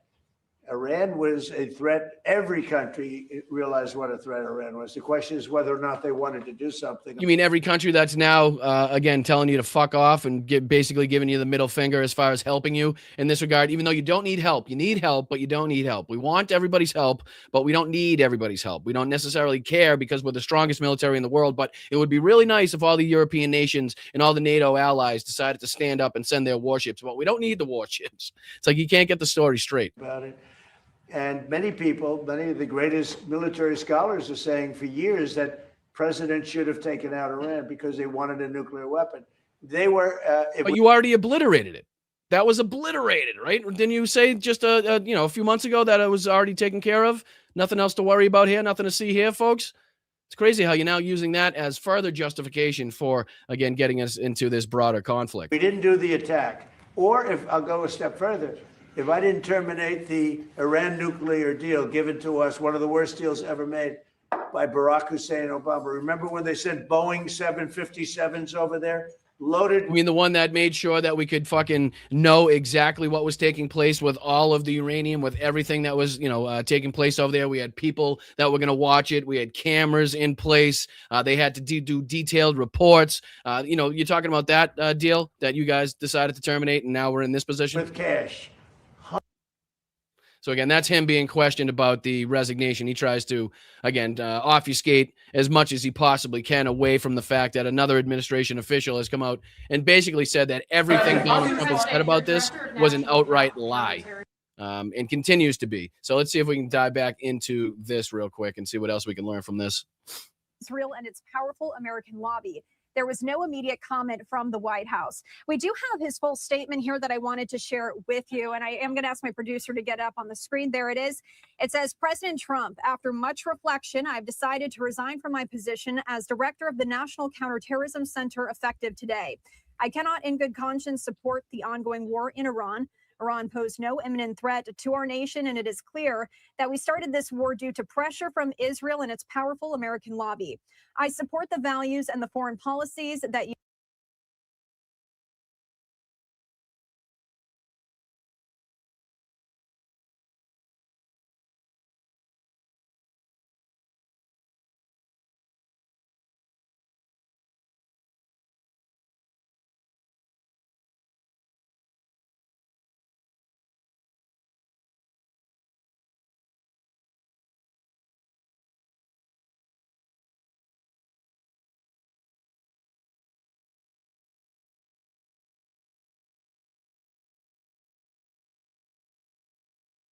campaigned on in 2016, 2020, 2024, which you enacted in your first term. Until June of 2025, you understood that the wars in the Middle East were a trap that robbed America of the precious lives of our patriots and depleted the wealth and prosperity of our nation. In your first administration, you understood better than any modern president how to decisively apply military power without getting us drawn into never-ending wars. He goes on. I don't know. Yeah, sorry about that. For some reason, when I go to play video, I think it might have to do with the vertical. It just keeps muting me automatically when I play a video. My apologies about that one. But again, what I'm talking about is the fact that this is a pretty damning resignation letter as far as Joe Kent is concerned. I mean, it pretty much goes against everything that Donald Trump is espousing as far as being the justification for this war and everything that we kind of, suspect as far as being the reasoning behind it, as far as Israel getting us involved, leading us by the nose into this, as far as there being no imminent threat to the United States. So I was just saying, sorry about that being muted. I don't know why it does that. I'm not hitting that button. I know that. But I'm just stating that this is pretty much a very damning resignation letter and goes against everything that, Pete Hegseth and Donald Trump are out there espousing and saying and using as justification for this broader conflict. I want to say, early in this administration, high-ranking Israeli officials and influential members of the American media deployed a misinformation campaign that wholly undermined your America First platform and sowed pro-war sentiments to encourage a war with Iran. This echo chamber was... I mean, that's crazy right there. Early in this administration, high-ranking Israeli officials and influential members of the American media deployed a misinformation campaign that wholly undermined your America First platform and sowed pro-war sentiments to encourage a war with Iran. This echo chamber was used to deceive you into believing that Iran posed an imminent threat to the United States and that you should strike now. there was a clear path to a swift victory. That was a lie, and in the same tactics the Israelis used to draw us into the disastrous Iraq war that cost our nation the lives of thousands of our best men and women, we cannot make this mistake again. As a veteran who deployed to combat 11 times, and as a Gold Star husband who lost my beloved wife Shannon in a war manufactured by Israel, I cannot support sending the next generation off to fight and die in a war that serves no benefit to the American people, nor justifies the cost of American lives. I pray that you will reflect upon what you are doing in Iran and who we are doing it for. The time for bold action is now. You can reverse course and chart a new path for our nation, or you can allow us to slip further toward decline and chaos. You hold the cards. It was an honor to serve in your administration and to serve our great nation. Again, I don't know if it gets any more damning, really, than that. I don't think you're going to have an administration official that's going to resign and come out with a more damning resignation letter, unless it's, again, just releasing the Epstein files inside the resignation letter. But this is a pretty damning a letter here towards Donald Trump, and saying that, again, it's even mealy-mouthed in the way that it's trying to give Donald Trump the benefit of the doubt, and saying that he still has the ability to get out of this, or he still could, it wasn't really him. It was more of a broader Israel plot that the media was involved. No, this is Donald Trump's stupidity, ignorance, and inability to see reality right now that are directly, resulting in what we're seeing right now. That's why. So again, as much as he tries to give him credit there at the end and try to make it seem like, hey, I kind of, I still have some respect towards you and I believe that you can get us out of this if you want to, I don't think that's even a possibility at this point. So even as damning as it is, I still think to a certain aspect, he has a little bit of, Trump derangement syndrome still attached to that. But again, let's throw this clip up on there, because this was a pretty good montage put together here of the Trump contradicting himself during one of his recent press conferences here. This is what we were just talking about, as far as he wants everybody's help. He wants Europe's help. He wants NATO's help, but he doesn't need it. He doesn't need it, but you better say yes, because we definitely need it, but we also don't need it. Again, this is just a real quick kind of compilation put together here, 42 seconds long, of Trump contradicting himself during this press conference. Let me see if we can start at the beginning. I'm not muted. Good. Let me see if I can play this for you guys. If we ever needed help, they won't be there for us. I've just known that for a long period of time. We have some that are really enthusiastic. They're coming already. This isn't need. Need would be one of the big boys. If we need their mine boats, or if we need... Literally 1 minute later, from 12:54 p.m. to 12:55 p.m., we don't need anything. We don't need anybody's help. And then at 12:55 p.m., it's like, Jesus Christ, Grandpa, get it together. Anything, any piece of apparatus that they may have because of a situation that they have, they should be jumping to help. I'm sorry, what? Can you repeat that? Was that a sentence? What the fuck was going on there? So if we need anything, any piece of apparatus that they may have because of a situation that they have, okay, they should be jumping to help us. We want them to come and help us with the straight. My attitude is, we don't need anybody. What?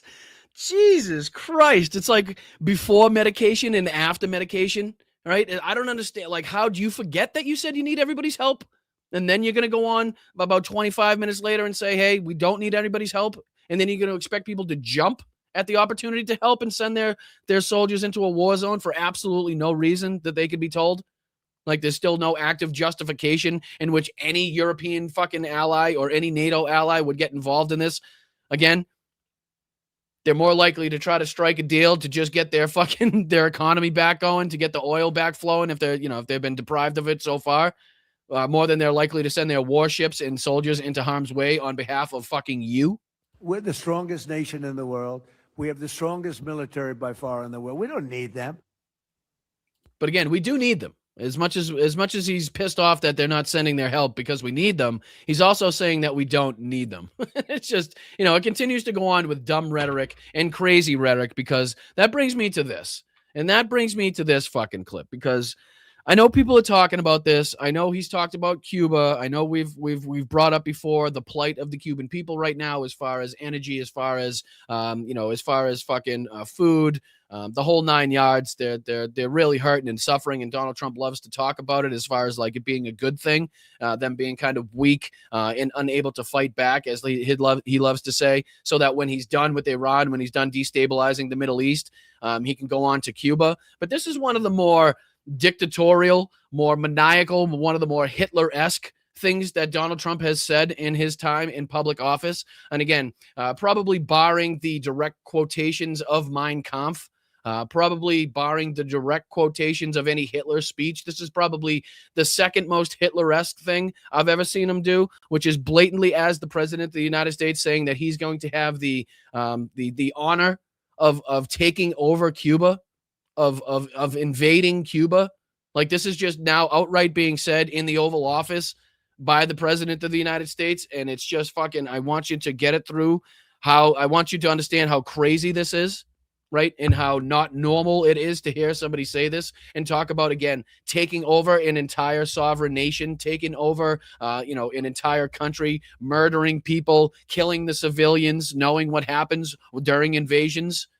But again, this is Donald Trump being questioned by Peter Doocy about, his recent, rhetoric towards Cuba, what we can expect as far as Cuba is concerned. And listen to Donald Trump's response in this, because again, if this isn't one of the more Hitler-esque moments, one of the more dictatorial, fascistic things that Donald Trump's ever talked about, or the way he talks about it, the action that he's talking about in general, then I'm not sure what's going to be pinpointed as that. Check this out. I was just with a fantastic person who's Cuban and made a fortune in sugar, Fanjul family, right? And this family wants to go back to Cuba to visit it. They haven't been back in like 50 years or something. They largely come from Cuba. And we'll see what happens. They were asking me about that. They want to go back, not only Fanjul, a lot of Cubans have said, "Oh boy, would they love to go back." I think Cuba, in its own way, for tourism and everything else, it's a beautiful island, great weather. They're not in a hurricane zone, which is nice for a change. They won't be asking us for money for hurricanes every week. But I think Cuba's the end. All my life I've been hearing about the United States and Cuba. When will the United States do it? I do believe I'll be having the honor of taking Cuba. That'd be good. That's a big honor. Taking Cuba in some form, yeah.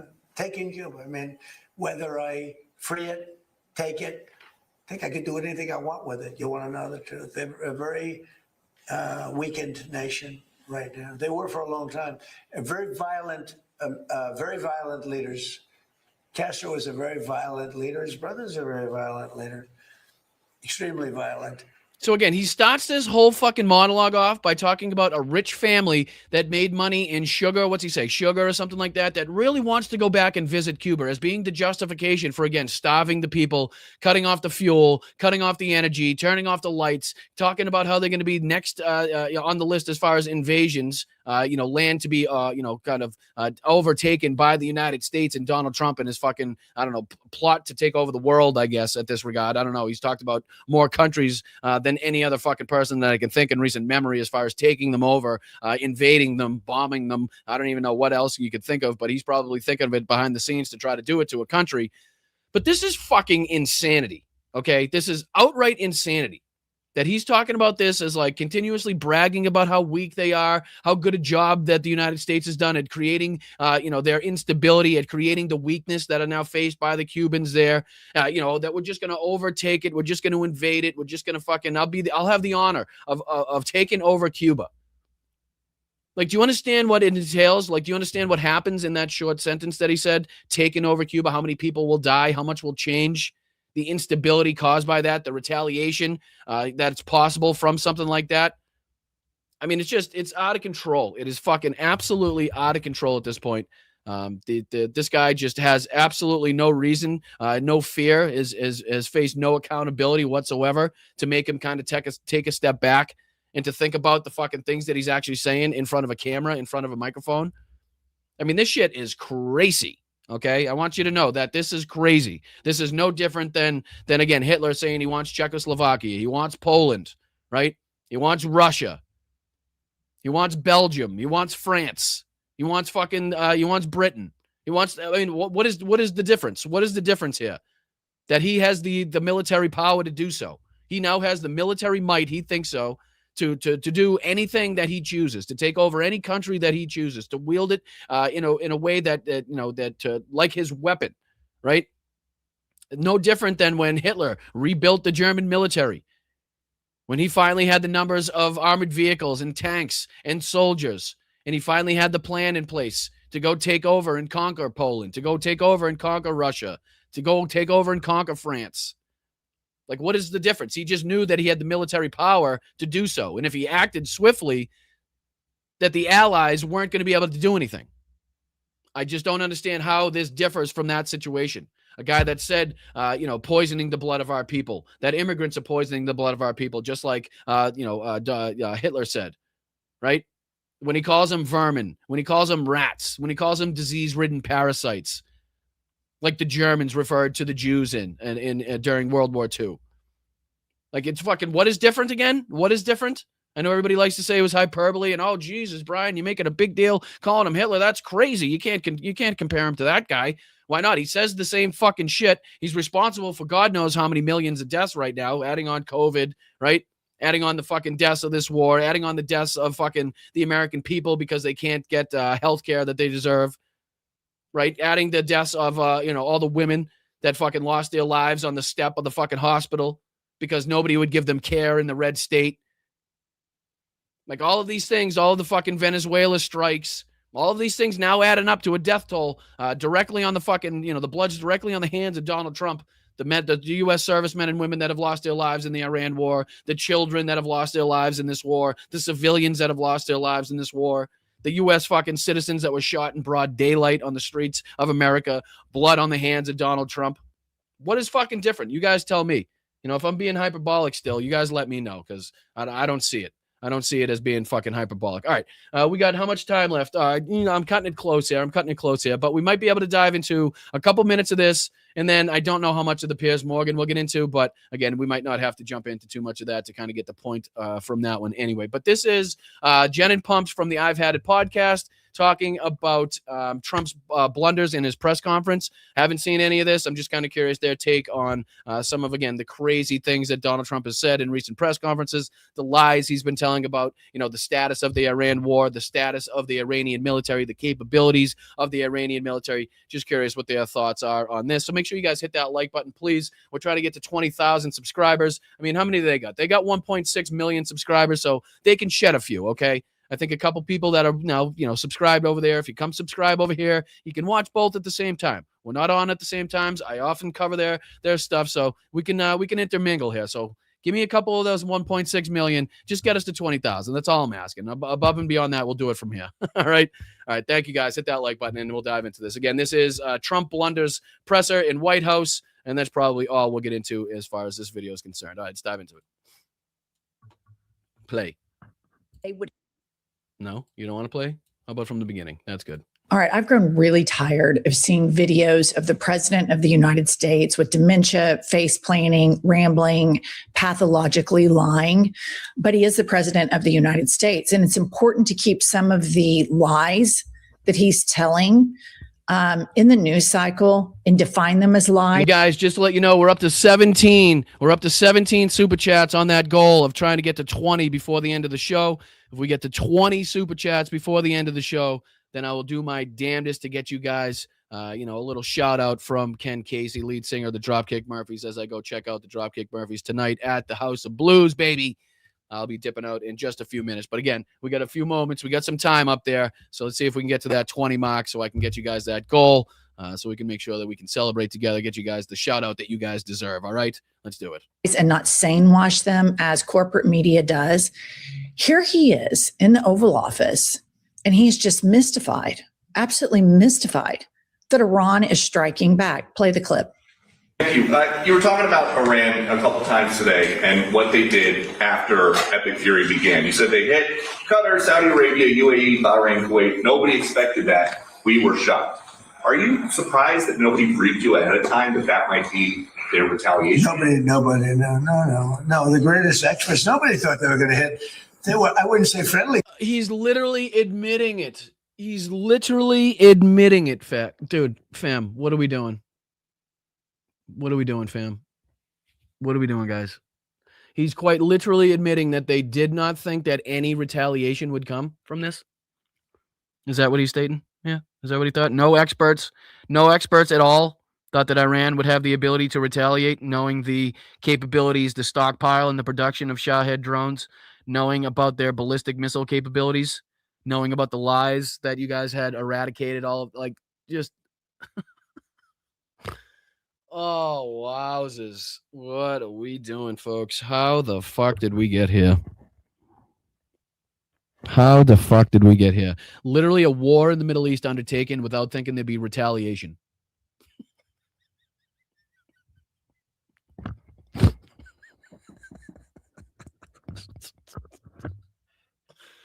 Oh, if you don't laugh, you'll fucking cry. And if you cry too much, you'll go insane. So laughter is the best medicine. Yeah, we'll kick off a war in the Middle East without thinking there'll be retaliation. Fuck me. All right. Jesus Christ. Okay. They were like neutral. They were. All right. I don't know anything about military strategy. I mean, nothing. But if somebody said, hey, Jennifer, here's the map. Here's Iran. Here's all these American military bases and embassies around. Here's the United States on the other side. The United States and Israel attack Iran. Who do you think they attack back? It would be very obvious for me to deduce that they would hit the U.S. interests in the surrounding countries and hit Israel. And I do think that to a large extent, it's a bunch of bullshit, obviously, because I think it was widely reported that even like Dan Kane made it widely known that the wider impacts that could be felt from this. I don't think he necessarily went against the president's wishes or his want for conducting these strikes and conducting this war. But I do believe that he did make it pretty apparent as to what they could be facing in retaliation and in return. But Donald Trump thought that they had such overwhelming military power and that Iran was going to capitulate after the first bombs were dropped. As soon as the Ayatollah was taken out, the whole country was going to be coming to their knees. The IRGC was going to lower their weapons. The citizenry of Iran was going to overtake all of the government buildings. They were going to have like all of this bullshit that Donald Trump thought was going to happen. Like none of it did take place in this regard. But I mean, to see that he didn't even think like that Iran would have the ability to retaliate against all of these other nations, against our bases in the area, have the effect that they've had on the Strait of Hormuz, just goes to show the incompetency, right? Just goes to show you the ignorance that this fucking war was undertaken with. So, I mean, it really is remarkable to see. Stupidity on top of stupidity. He had a guy who would have briefed him on all of these things regarding Iran, but that guy got loomered. And that guy got fired because this man sits around like a chatty Cathy on the phone talking to nuts all the time. Well, and the past is prologue. When there have been conflicts in the Middle East, they go after U.S. properties in the Middle East. I'm like you, I don't know anything, but I know that. And it just shows that the incompetence built into a Secretary of Defense that is such a complete dipshit that this is what happens. Further, you hear reports that he was told and he ignored it. The bottom line is Trump doesn't. Right, exactly. What she just stated is definitely true. He was definitely told about the secondary impacts of this. He just chose to totally disregard that, thinking that everybody on the world stage thinks he's so mighty and powerful, they would just bow down to his feet and they were going to capitulate. It would be, a total surrender right after the first bomb was dropped. Give a shit. The only conclusion I can draw from all of this is he went in, he wanted to do it, he thought it made him cool and big, and Israel really wanted him to do it. So he was all in, and consequences are not something that he takes into account when he makes decisions. Okay, and So again, lack of time that we have. I wish we could get into a little bit more of that. But just to see if we can get into a couple clips here of the Piers Morgan, where this woman, I'm not too familiar with who she is. Let me see. I think it is Carrie Prejean Bowler. Not familiar with who she is, but she's confident enough to go on to Piers Morgan and declare MAGA dead. So again, let's see if we can just play a little bit of the intro here, and then just a little bit of where she kind of declares MAGA to be a dead political party. And see if she's got anything behind that statement. Piers Morgan, again, somebody who's been increasingly more critical of Donald Trump, somebody that is along the lines of Marjorie Taylor Greene and Tucker Carlson, as far as we consider him around here, somebody directly responsible for Donald Trump's, second administration, the lies being told, the obfuscations in the defense against Donald Trump, but also somebody that it's beneficial, that somebody that was or is likely to defend Donald Trump to the point that he does when he does speak out against him, to use his rhetoric against the GOP, to use that rhetoric against Donald Trump himself. So here's, I think, a little bit more of Piers being a little bit more willing to call out the ridiculousness of this war and the dangers posed from it. MAGA is dead. It is deader than dead, and Americans are furious. I've been a loyal supporter of the president for almost 20 years. I consider him a dear friend, and I will tell you right now, I do not recognize our president. This is the riskiest thing Trump has ever done in politics, bar none. And that's Michael fucking Knowles saying that, people. That is Michael Knowles saying that this is the riskiest move of Donald Trump's political career. And I think that is the understatement of the century as well. The only reason that I'm not freaking out now, I say I'm not freaking out until week 6. He said it would take 5 weeks. I'm going to freak out on week 6. For now, I say let him cook. I'm announcing right now on your platform another invitation for Ben Shapiro to debate me. You gave him space. You platformed his views. You gave him time. And all of that was not enough for him. Might be tempted for a bit of a transfer to the uncensored empire. Do you fancy joining us? Politics should not be the first concern when it comes to matters of war, but the potential consequences for President Trump are severe. The midterm elections were already looking pretty bleak before a single shot was fired. Now voters are glued to their screens, watching the U.S. spend $1 billion per day on a war they mostly... Sorry, more like $3 billion a day. Accurate depictions and accurate estimates, talk about how it's well more than $1 billion a day. We've been, consistently jumping into the Iran, war. Let me see if I can pull that up right now. We'll see what that states that we're at right now. Let me throw that on the screen. So yeah, 22 billion, just about to crack the 23 billion mark, but that's again calculated at $1 billion a day. Not the further estimates that are much higher than that, some going even above $3 billion a day. So again, you take that number, you triple it, and then you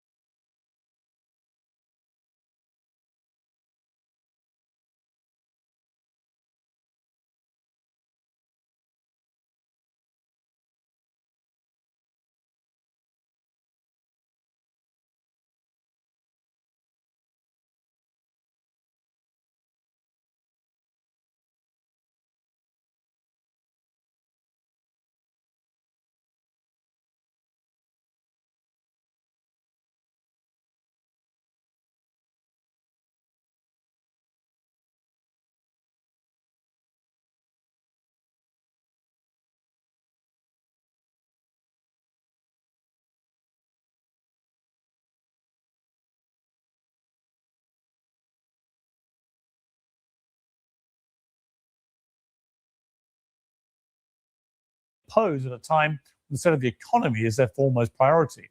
A president who returned to the White House with such energy and optimism could well leave it as a lame duck, and he may well be impeached again. It's one of many reasons why some of Trump's most fervent supporters are so openly upset that he's supposedly reneged on his peace ticket pledge. And no matter where you stand on the conservative media food fight, the shifting balance of power is objectively remarkable. Senator Lindsey Graham and commentator Mark Levin, both former never Trumpers who are currently declaring a holy war, are back in. Megyn Kelly, Marjorie Taylor Greene, and Tucker Carlson, among others, are frozen out. The president wrote a lengthy and passionate tribute to Levine this weekend after Megyn Kelly said that Levine's inflammatory rhetoric is the result of what she called his micro penis. Marjorie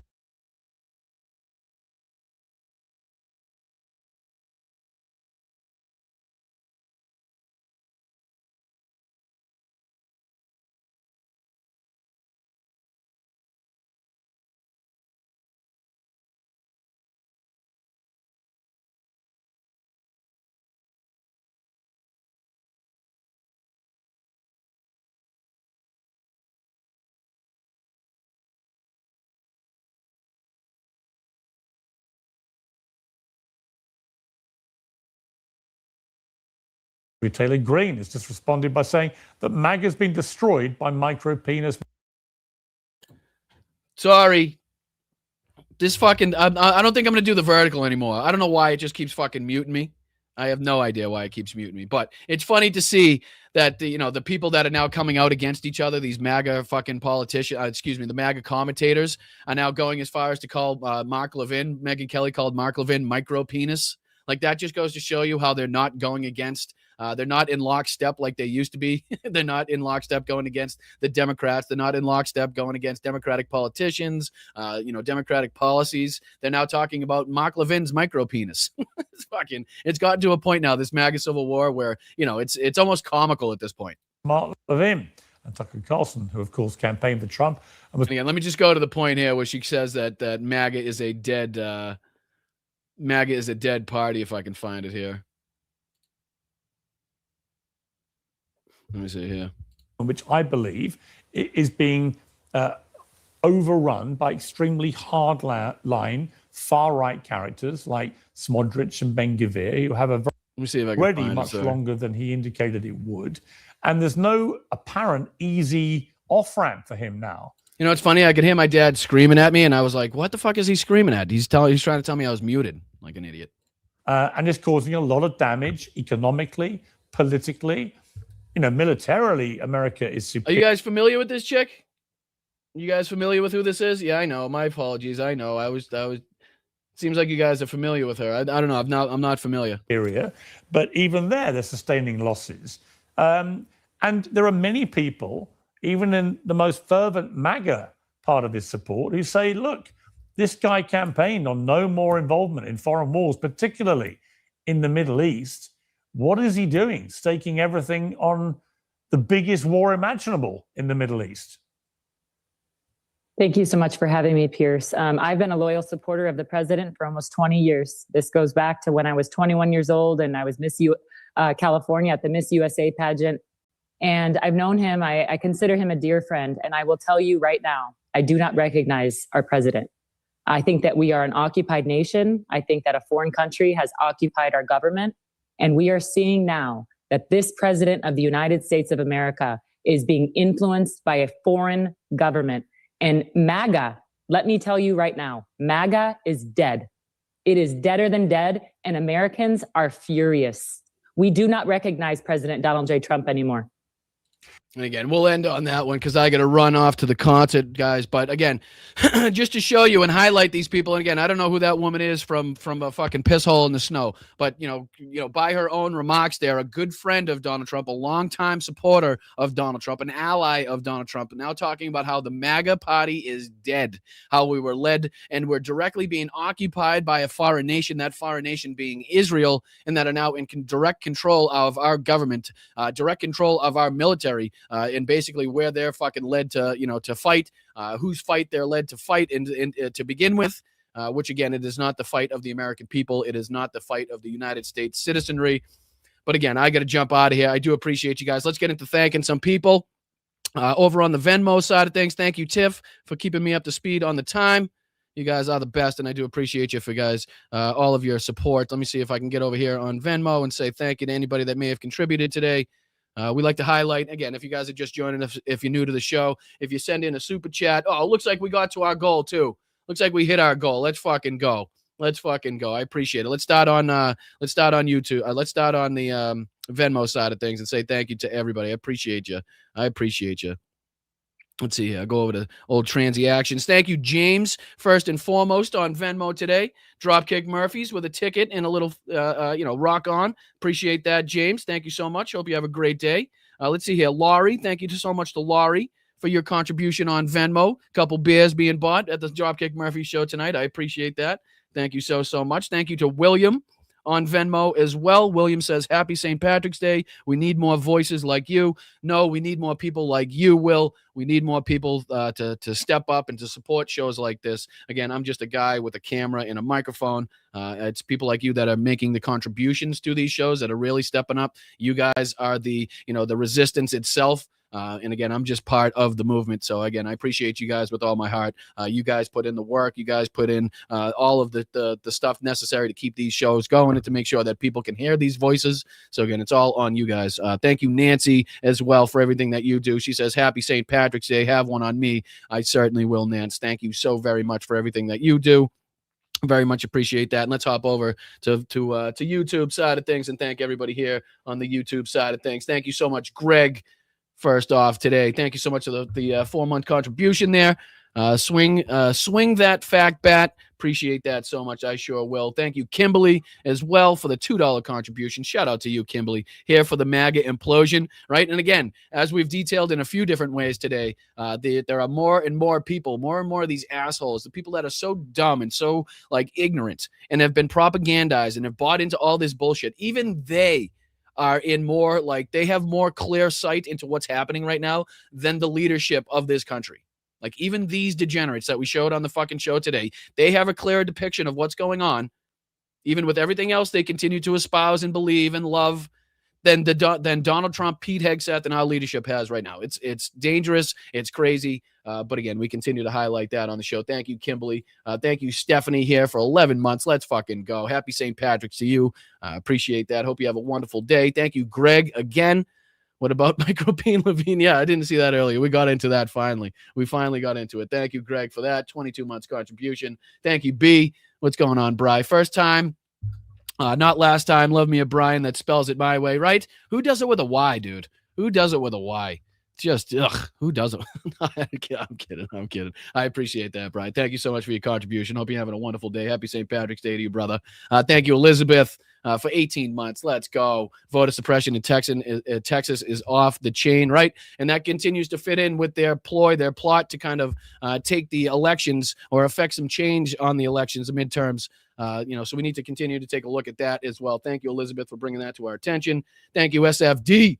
Wall Street Journal says Israel invades Lebanon. They used the word. Right, exactly. None of that mealy mouth bullshit, again, that they come out with to try to make it seem like they're moving forward to defend. You know what I mean? Like, that's just kind of here. We know better on our side of things. So thank you, Stoneflower Dragon, for your contributions. Thank you, Laurie. Dropkick Murphys. Let's fucking go. See if we can get you some good videos, some good shots tonight. We'll show them on the show tomorrow. Depending on how I feel tomorrow. Thank you, Laurie. Thank you, Blue State Champion, as well, for the 5. Keep your money in your community state to fight fascism. Amen. I appreciate that, and I support that that statement there. I appreciate you for joining us. Thank you for your contributions. I hope you have a wonderful day. Happy St. Patrick's Day to you. Let's see who's next. Motown Mimi. Let's go, Motown Mimi. Appreciate you. Shout out from Detroit on St. Patty's Day. Right back at you, Mimi. Thank you so much for your kind contributions. Thank you so much for being here. Thank you so much for listening. Hope you have a wonderful, wonderful day. Thank you again, Corey. Appreciate you, Corey. Thank you for the $20. Shout out to you, Corey, on this wonderful St. Patrick's Day. Go out and enjoy it, you guys. Thank you to Thomas a couple times here. Tom and Victoria, appreciate you. Happy St. Patrick's Day. Right back to you, Tom. Enjoy the Dropkick Murphys concert. I sure will. I'll see if I can bring you guys along. Maybe I'll pop on tonight at some point if the service allows. I don't know. Who knows? Thank you to Melissa as well for 20 months being a member here. Have fun at Dropkick Murphys. Let's fucking go. I sure will. I appreciate you guys. Thank you, Ruben, as well. Woodenhead, Trump is beyond stupid. Absolutely. I second that. Thank you for being here for 6 months, Ruben. Good to see you, brother. Thank you, Greg, once again. Trump's head isn't wood. It's putrid from under cheese. Also have a beer on me for St. Patty's Day. Sorry, I'm not familiar with the cheese there. If I mispronounced that, I do apologize. But I do believe that his head is more cheese than wood at this regard. So thank you, Greg. Appreciate you. Hey, Bethany, what's going on? Thank you so much for the $3 contributions. Happy St. Patrick's Day. Everybody wearing green. I sure am, Bethany. Only on your behalf, though. Thank you, Easy Rider, for the 5. Appreciate you. Thank you so much for being here. Thank you so much for your kind contributions. I always appreciate seeing you. Always appreciate the contributions from everybody. Same thing with Mama Brooke. Let's go, Mama Brooke. For your goal, hugs, everybody. I appreciate that. Thank you so much. And again, let's see if I can get you the shout out. Again, no guarantees. I'm hoping. I don't know what access I have. We'll see if I can even get it within 10 feet at some point. If not, I'll have to yell over it and kind of do a voiceover. I'll do an AI Ken Casey. No, I'm kidding. Thank you, moms, for the 5. Enjoy the show. I'm jealous as fuck. Well, again, like I said, I'll see if I can either take some video or bring you guys along for the ride. So like you're there. It's like you're there. Thank you so much, Momzo. Shout out to you. Thank you, Dame. Good to see you last night, my brother. Thank you for coming to the hangout. Enjoy the concert. Dropkick Murphys rock. They sure do. Not only do their music rock, but also their message as well. Thank you, Stoneflower Dragon, for the lobster love. Thank you, Yakov, for the 5, from me and Tina Bradford. Let's go. Appreciate that. Thank you, you two. Shout out to both of you guys. Thank you. Just give the little one a shout out too as well. Thank you, Rachel. Kiss me, I'm shit face. I'm so soiled and brown. There you go. I don't know if anybody recognizes that, but I do appreciate you, Rachel. Thank you so much. And no, she's not being dirty. It's St. Patrick's Day, everybody. Get your head out of the gutter. Get your head out of the gutter. Thank you, Rachel. Good to see you last night, too, at the hangout. I appreciate you so much. Thank you, Marsha. Let's go, Marsha. I was just going to say, Marsha, I hope you're doing well. Thank you so much. I don't know how much I'm allowed to announce, but I do want to say that we do have some good news coming from Marsha's way. So I'm glad to see that Marsha is on her way to recovery. I'm glad to see that, again, this community stepped up in a major way to give support, to make sure that they were there for a friend in need. So appreciate you, Marsha. We love you. We hope you're recovering well. Thank you so much for being here and your contributions. She says, trying for that Dropkick Murphys. How the frick are we going to clean up the scum from Toxic 47 in regime?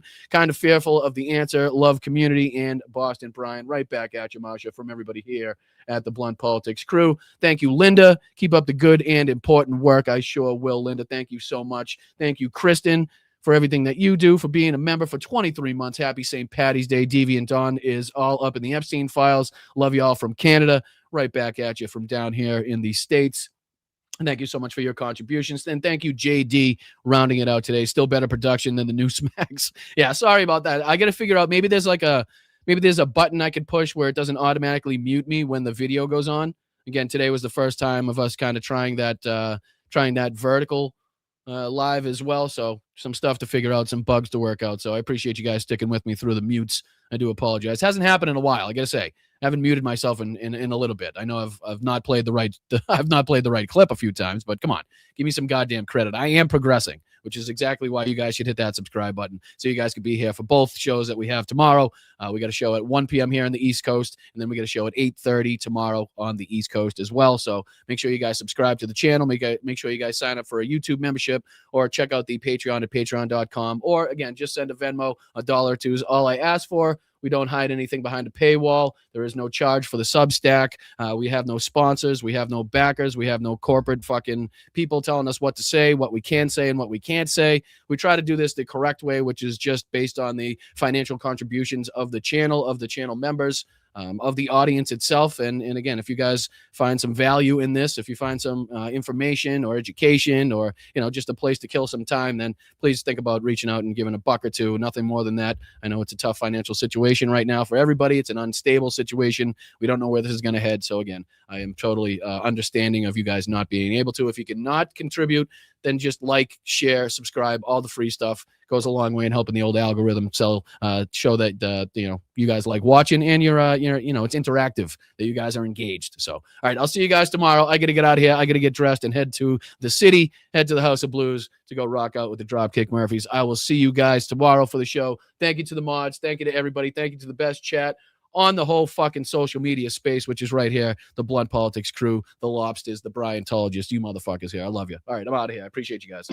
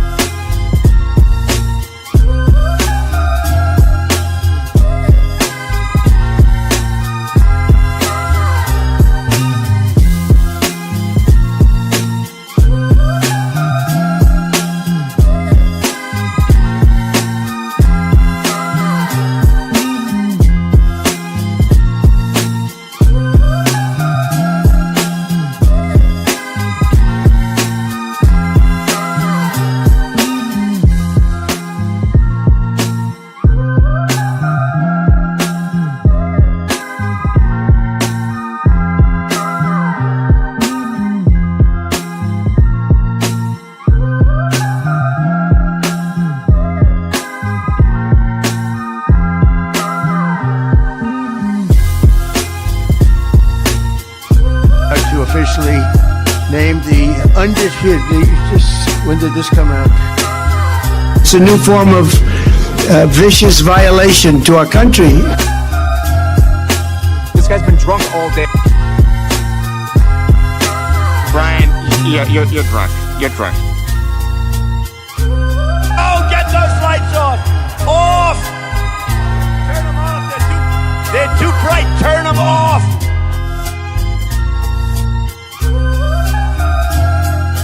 Cacophony, a crescendo, a finale, a coup de grace.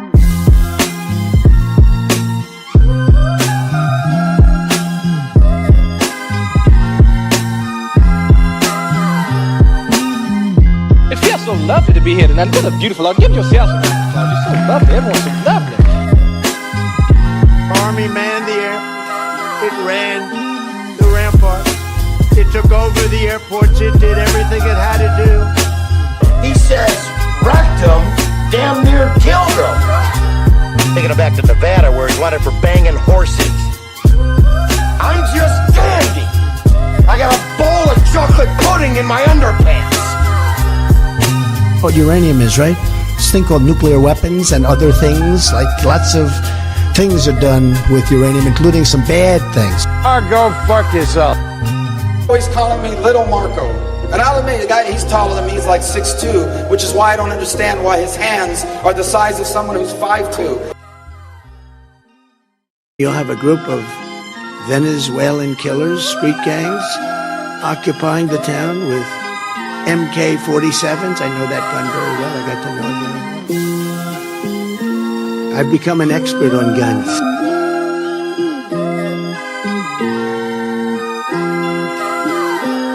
Eating the dogs, the people that came in, they're eating the cats, they're eating the pets of the people that live there.